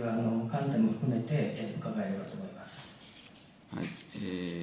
まず前者ですけれども、議長職については、日々の副総裁、それから総裁の代行については、私が第一順位になっています。これは、前者については、委員会の決定ですし、後者については総裁の決定ということになっています。で、通例なのかと言われる、例えばですね、前の体制では確か雨宮副総裁が両方を第一順位だったと思いますので、毎回そういうわけではないので、その時の、副総裁、総裁のですね、総裁および政策委員会の考え方によるということだろうと思います。それから、会見はこれは一応総裁会見で、金融政策決定以外のことも、聞かれますので、総裁としてということですので、代行は私がやっているということになります。そうですね。それから、当然ですが、私個人の考えを述べているわけではなくて、政策委員会で議論されたことを中心にお話ししているつもりであります。それから2番目は、これは明らかに私個人に対する質問だと思いますが、別に非伝統的政策だけについてですね、そういう言葉を使ったわけではなくて、実際この後ですね、例えばですけれども、通貨というものがですね、どう使われていくのかということを考えていったときに、例えばデジタル化自体もですね、おそらく、中央銀行の出すマネーというものに対して、我々がどういう対応をしていったらいいのかということをですね、考えていく上で重要だと思うんですね。それからバランスシートについてどう考えるのかとか、あの時の講演は比較的技術的な内容を中心に述べているものですから、そういった点も重要である。で、そのことを理解した上で、必ず中央銀行の出すものは、みんなが信頼するっていうものではないのだと。それはアプリよりにそういうものではなくて、我々の努力が必要なのであるという意味で、自戒という言葉を使いました。はい、読売新聞の田中さん、お願いいたします。読売新聞の田中です。皆さん、今後の利上げのペースについてなんですけれども、実際物価の想定以上の上振れリスクがある一方でもアメリカとイランの合意もある中でですね、今後は市場でこれまで言われてきた半年に1回ペースでというところは、どのように想定されているのかということと、現在、ビハインド・ザ・カーブに陥っているかどうかということについて、お考えを聞かせていただきたくですね、もしそうなっていないというのであれば、率直に勘違いで分かりやすく説明していただければと思います。はい、前者についてはですね、一番最初の漢字問いで、お答えしている通りで、当然それは経済物価金融情勢をですね、踏まえながら、特に当面のところは中東情勢ですし、その先について、あるいはその中でもですね、そこを含めてということですが、経済物価がオントラックであるか、その角度とかリスクを見ていくということになります。で、特に物価については、上振れリスクも含めて、判断していく必要があると、これは 2% にだんだん近づいてきている中ではですね、重要な要素の一つになってきているということかと思います。ビハインドっていうところについてはですね、これは引き続き政策金利を引き上げていく、その中で金融緩和の度合いを調整していくという基本的な考え方をお示ししているわけですから、ビハインドカーブに陥ることがないようにですね、適切に運営していきたいというふうに思います。はい、TBS さん、以上さん、お願いします。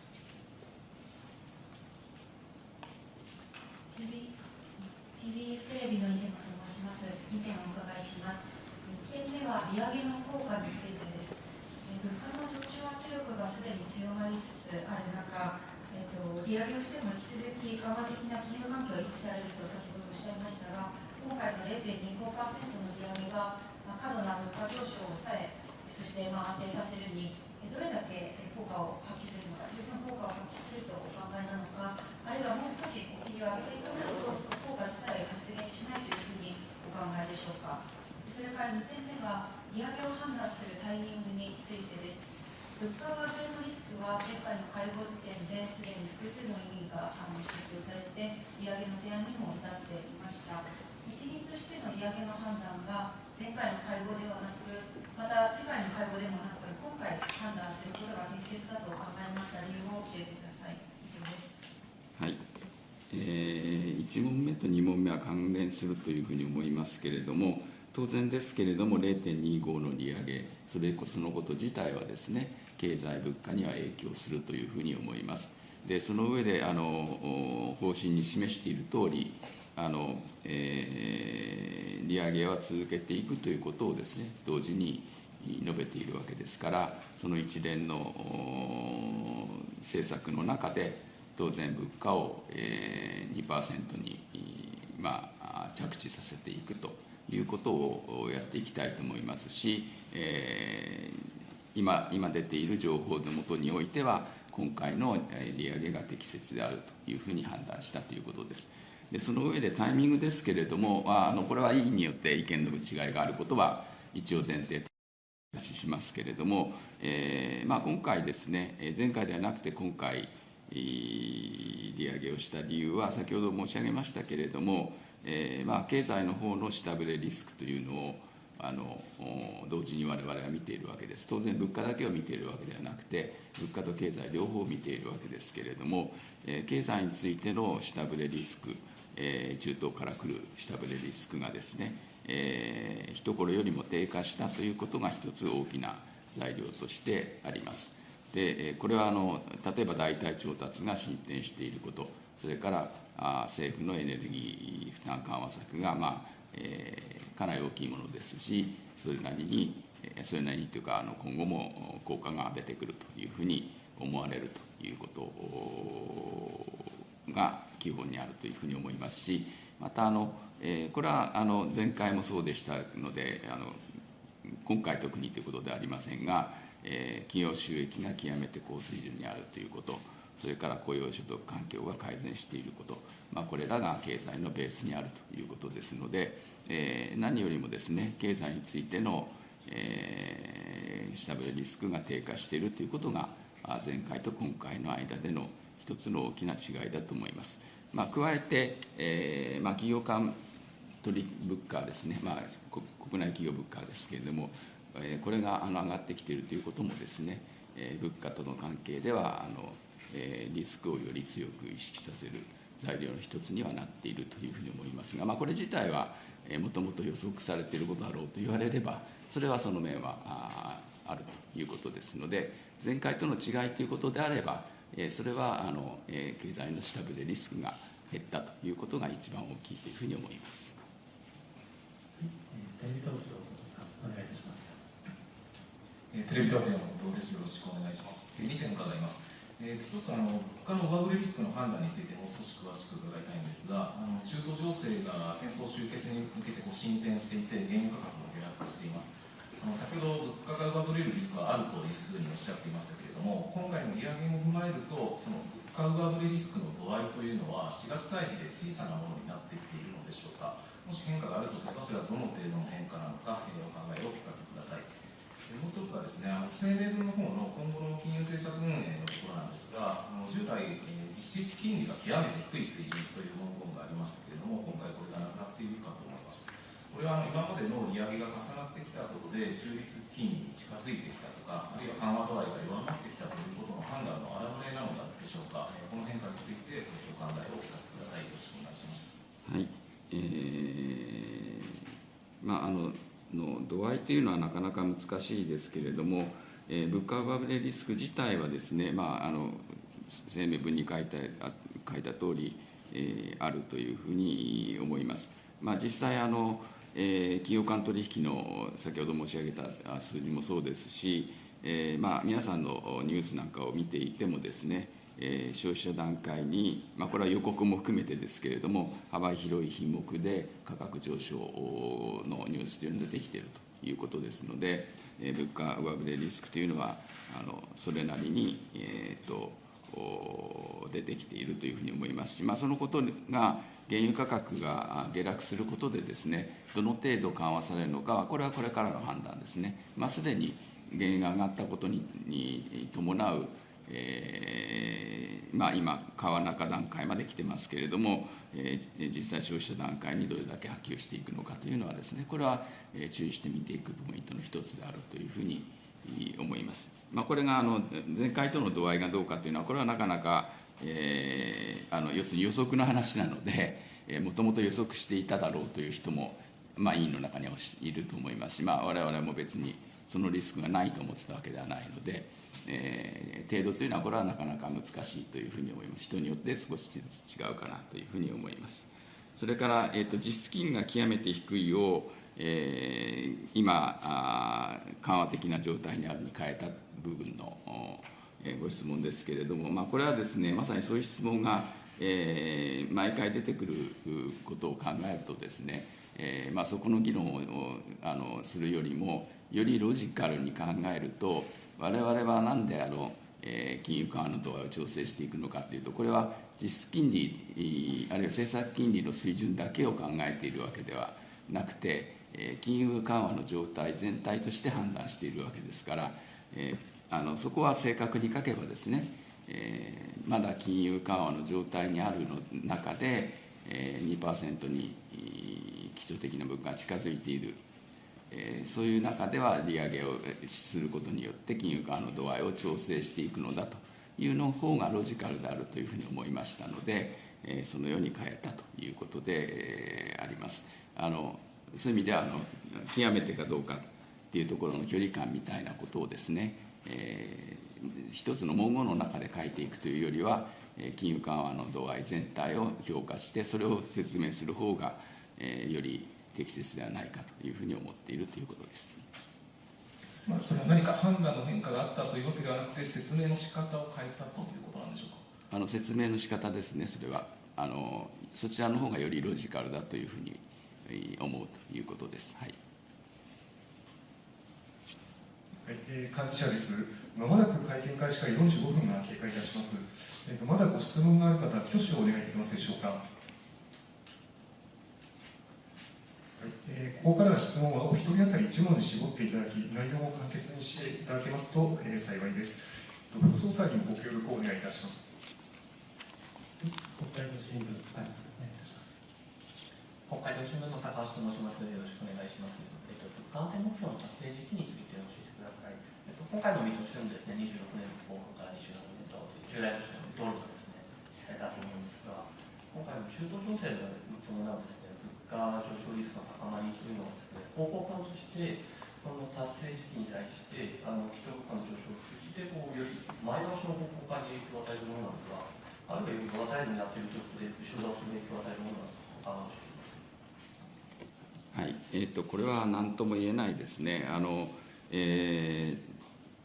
実際、中東情勢というのはすでに出てきているわけですけれども、その中にあっても我々は、メインの見通しは変えなかったわけです。そういう意味では当然、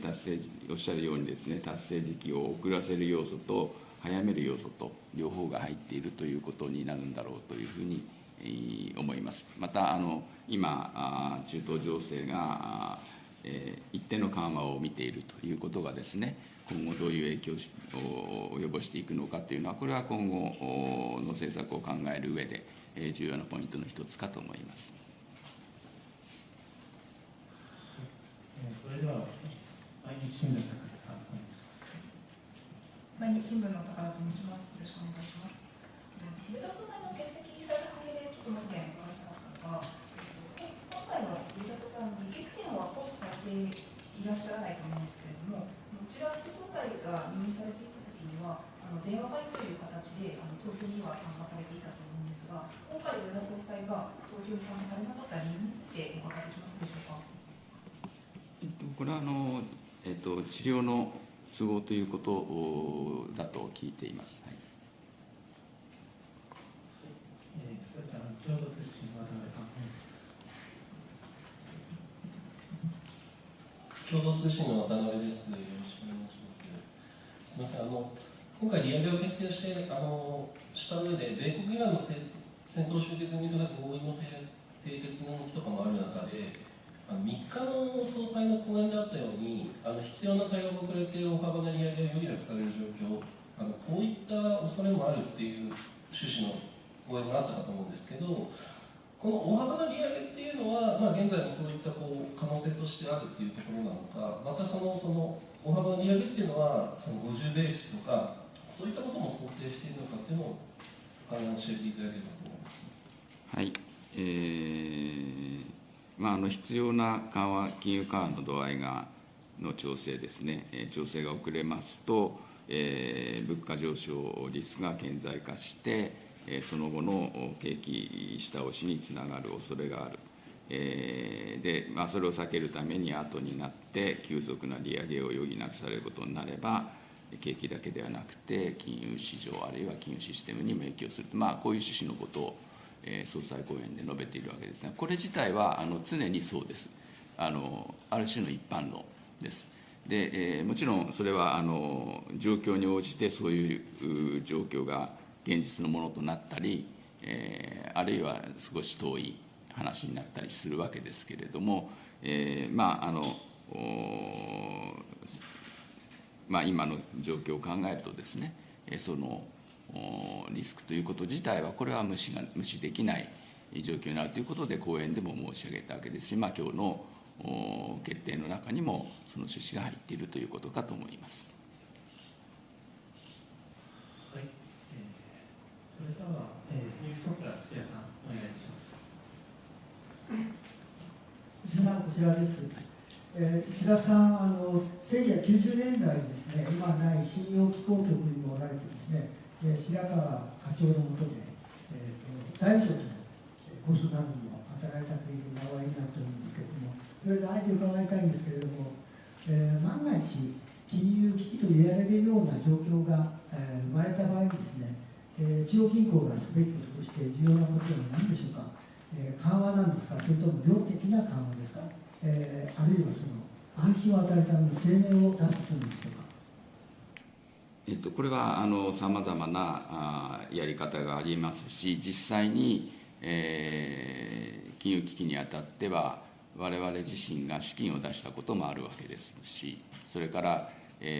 これはどっかの講演で言いましたけれども、1回目の量的緩和ですね、量的緩和で流動性が出ていたこと自体は、おそらく金融システムを維持するために、極めて重要な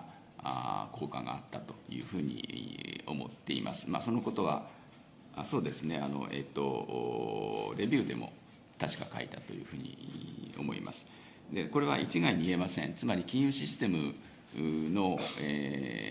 不安が起きるときっていうのは、さまざまなルートで起きますので、その起きたこと、あるいは海外で起きたのか、国内で起きたのか、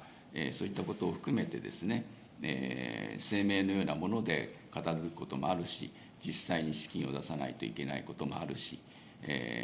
それから金融政策に影響するということも、これはやっぱりあり得るわけであって、必ずしもですね、一つの答えはないというのが、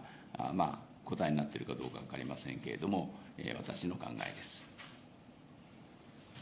日本経済新聞、清水さん、お願いします。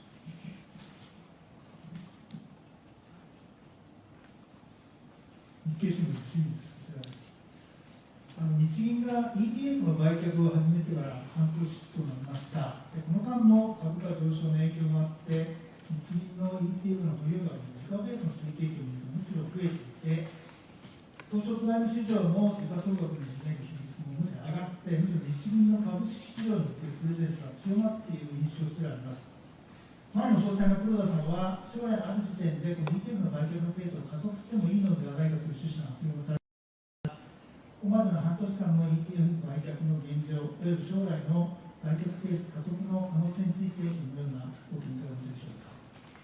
現時点においてですね、今のペースを見直すということは、これは考えていません。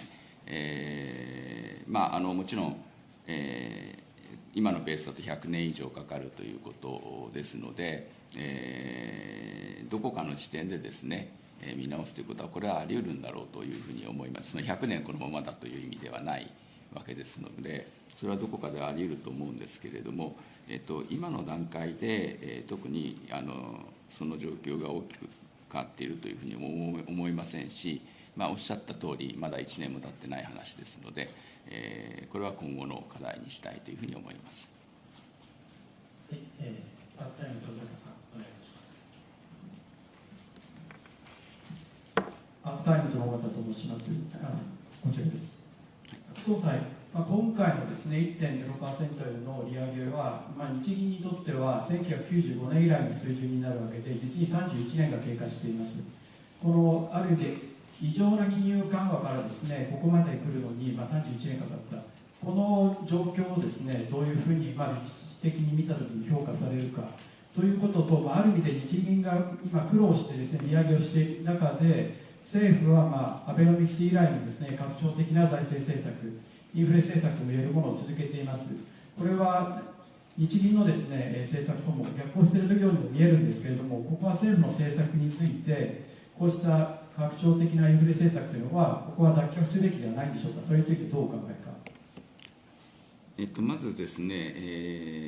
デ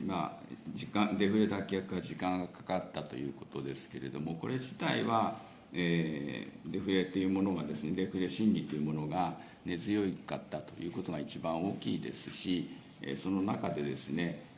金利が、名目の金利ですが、名目金利がすでに低い中で、金融緩和を追求していくことが難しかったという大きな背景があります。その中で、私自身は、これは人によって意見違うかもしれませんけれども、大規模緩和によって、雇用を創出し、人手不足という状態になっていった、そのことが今の、経済、物価、それから賃金、両方が上がるという状態を作り出しているというふうに思いますので、デフレ脱却に効果があったと思います。でそれを、効果があったので、次第に脱却していくということを今やっているわけであって、もちろんそれは経済に影響のある話ですので、順番に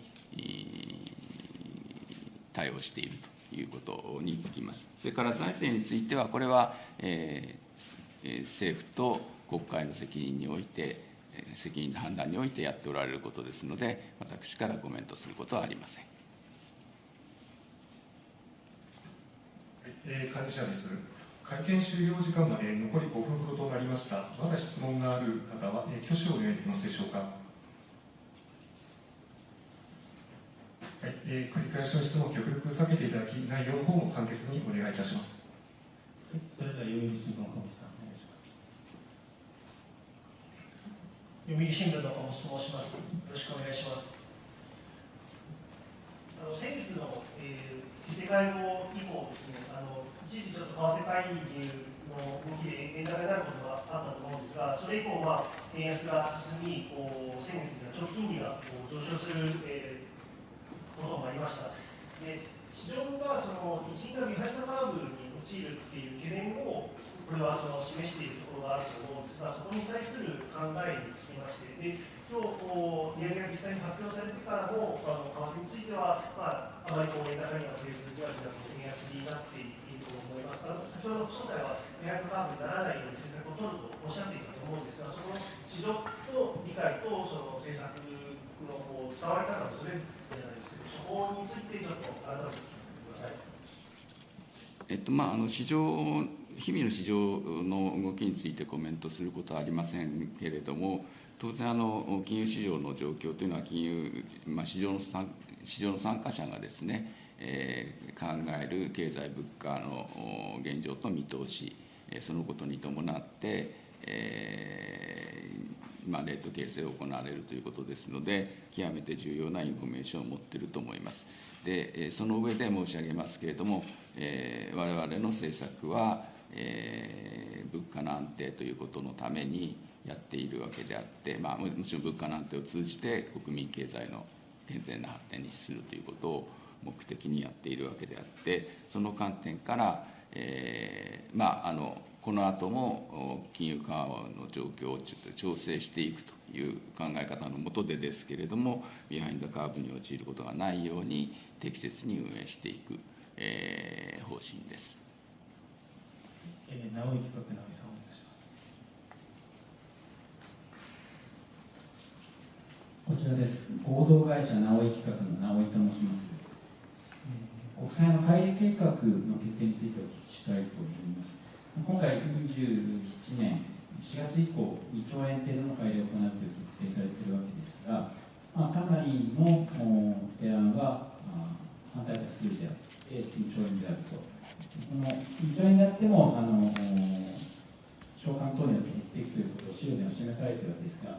一体この2兆円というのはどういう意味があるのか、多いのか少ないのか、一部にはですね、緩和を求める傾向のある政権に対する一つの配慮ではないかという見方もありますけれども、これはうがった見方でしょうか。これは当然、我々自身が市場参加者の意見も聞いた上で、独自に判断したものです。で、その上で申し上げますけれども、減額した理由はですね、これ、中でも書いてますけれども、国際市場の機能度は、かなり着実に改善していて、一頃に比べてさらに減額をしていくニーズというのは薄くなっていること、その中で我々が国債保有を減らしているわけですので、その代わり誰かが持つ必要があり、そのためにはですね、それなりの準備期間が必要になりますので、無理なく吸収していくためには、ここで2兆円というベースに、落とした方が良いのではないか。それでも十分にバランスシートは、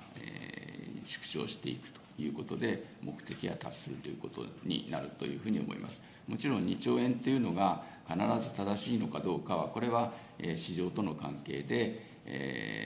決まってくる話ですので、来年度以降の話になりますけれども、その中で必要があればですね、これは見直していくということは前提とした上で、今日のところはこれは2兆円でしばらく続けてみようということを決定したというふうにご理解ください。ロイターとしてまたお願いします。ロイターと申します。その国際買い入れについてお伺いしたいと思いますが、先ほど来年度以降が必要なのに見直ししていくという話がありました。今後中間評価は実施しないで、必要な場合には建設策決定会合において買い入れペースに見直すこともあり得るとされていますが、この時の具体的な見直しの基準として、より例えばその国際市場のなんでしょう、構造的な変化ですとか、あるいは金融政策上の国際会議の位置づけの変化ですとか、やはり2兆円の継続というのが、今後は当面基本線で、見直しというのは、可能性というのは低いのかどうか、この辺の考えを聞かせてください。はい。2兆円程度どれだけ続けるのかということをですね、前もって決めているわけではないわけですけれども、今回2兆円程度とした理由、一つは今申し上げた通りですが、着実に機能が改善し、市場の機能が改善していること、あるいは、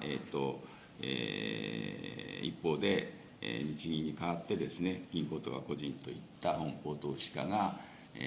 我々が手放している分を、引き受けていくためには、それなりの準備期間がいるであろうということ。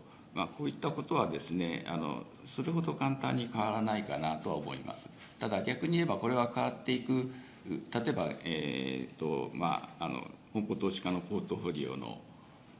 調整の進捗状況とかですね、その下で市場がどういうふうに反応していくかと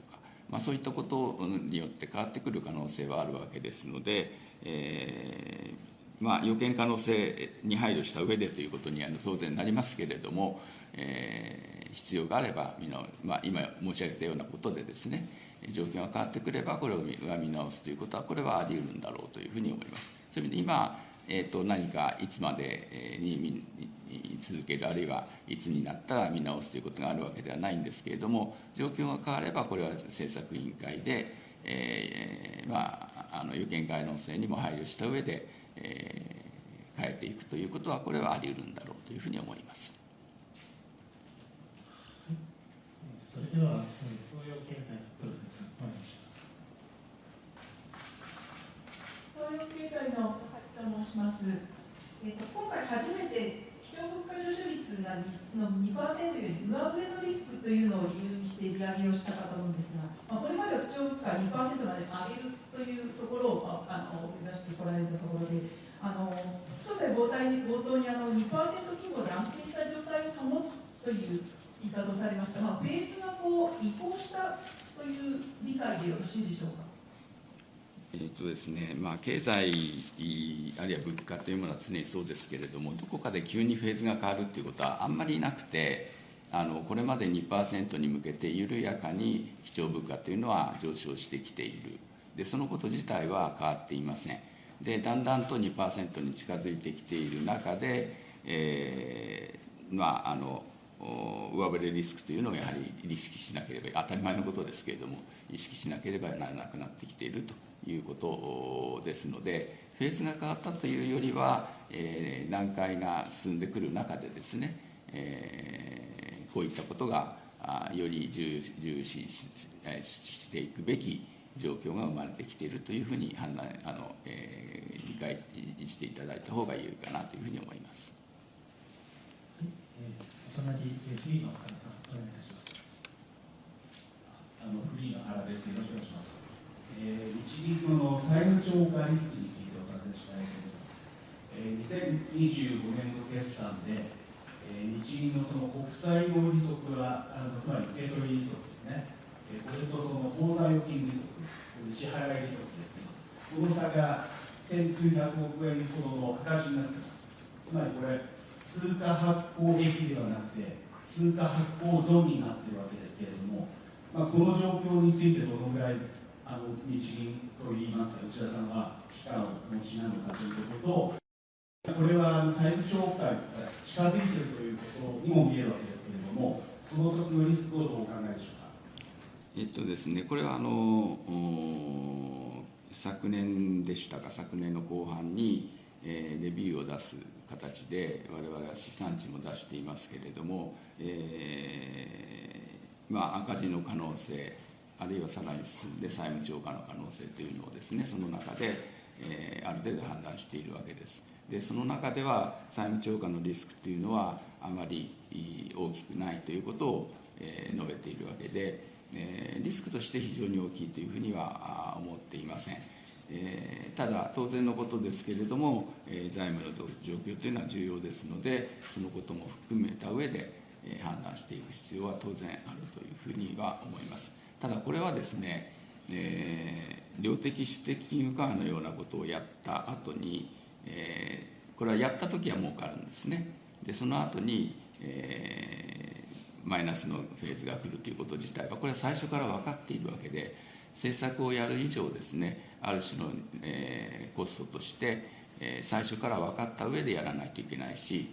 私自身はそういうことも含めて、量的質的金融緩和というのは推進してきたつもりで、います。なお申し上げますが、中央銀行の財務の状況というのは重要ですけれども、例えば債務超過の状況、あるいは赤字の状況というのは、欧米の中央銀行ですでに生じているわけですけれども、そのことによって政策の遂行が妨げられることはないというのは、これは、ほぼ中央銀行界のコンセンサスではないかというふうに思います。それではブルーバーグニュース、藤岡さん。ブルーバーグ藤岡です。私も国債乖離についてお伺いしたいんですけれども、今日日銀の方ではその国債の保有残高がどういうふうになるかという見通しを声明文の中でも出されていると思います。これはその何か大きなことがない限り、日銀としてはここまでその国債の残高を減らせるというある程度のお考えがあってのことなのかということが1点と、もう一つ簡潔にその一方で日銀が利上げしてその国債の買い入れの減額を止めるというのは、その正常化とちょっとちぐはぐ、やってることがちぐはぐなんじゃないかという指摘があります。それで先ほども言いましたけど、その財政への配慮なんじゃないかというところ、見方が市場一部であります。その点について内田総裁お願いします。はい、まず、保有残高の見通しですけれども、これは必ず、30年まで書いてましたっけ、そうするという意味ではないです。仮にそうであれば、そのような資産値になるという意味ですので、当然将来の政策を、インプライするものではない、ということであります。その上で、今ですね、国債の買い入れとそれから利上げの関係ですけれども、これは主たる政策手段は今短期の政策金利ということになっています。で一方で国債の買い入れ、これはすでに買ったものの後始末の話ですので、できるだけ背景に落としてですね、政策的なインプリケーションはないようにやっているわけですので、この2つがですね矛盾するということは、そもそもなんていうのか立て付けとしてないということだと思っています。で我々自身はですね、今回の国債買い入れの方はこれは市場の参加者の皆さんの意見をよく聞いた上で、最終的には我々の判断で、国際市場の安定とそれから機能度両方をバランスした水準として2兆円程度を続けるのが良いのではないかというふうに判断したということであります。はい、すみません、元の方、もう少しはっきりと手を挙げていただけますか。はい、ありがとうございます。お二方だと思いますので、それではテレビ東京の畑中さん、そして日経新聞の上田さんというのでお願いいたします。テレビ東京の畑中です。こちらです。よろしくお願いします。今日のご回答にもビハインドザカーブにならないようにという話がありましたけれども、今回の会合では審議員からすでにビハインドになっている、リスクが高まっているという指摘はありましたでしょうか。またそれに合わせて利上げ幅、今回の利上げ幅を 0.5、50ベーシスにすべき、利上げペースを引き上げるべきだという具体的な意見や検討というのはあったのでしょうか。中での意見についてはですね、これは主な意見その他で、示していくということになります。なお50ベースの提案はありません。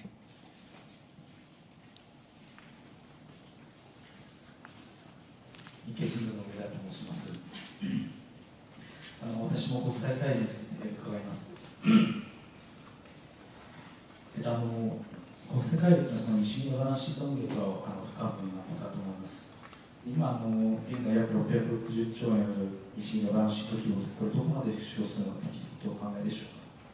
いつまでにそのバランスシートのゴールを定めることが適切だとお考えでしょうか。はい、これ、長い目で見るとですね、どこかでは、適正なバランス、適正っていうことではないかもしれません、適切なですね、バランスシートの規模、あるいはその中身というのは、これは負債側、資産側両方ですけれども、を検討していく時期というのが来ると思います。でこれは欧米の中央銀行などではすでに議論もされているということだと理解しています。ただ、我が国の場合ですね、あるいは我々の場合、極めて大きなバランスシートを抱えていて、これを国際市場に混乱をもたらすことなく減額していく、まずまだそのフェーズにありますし、そのフェーズの中で今、議論をしているので、まだ少し先になるというふうに言わざるを得ないというふうに思います。先ほどの質問にもありましたけれども、30年まで出してみてもですね、あそこに書いてあるパーセンテージぐらいしか減らないわけですから、まだ少しその議論をするのは早いかなというふうに思います。これはいずれですね、きちんと議論していく必要があると思いますし、先ほど質問していただいた、私の金融学会での講演の中でもですね、少し詳しく述べてますので、そちらもご参照いただければというふうに思います。はい、ありがとうございました。それではこれで会見を終わります。副総裁、どうぞお答えしてください。ありがとうございました。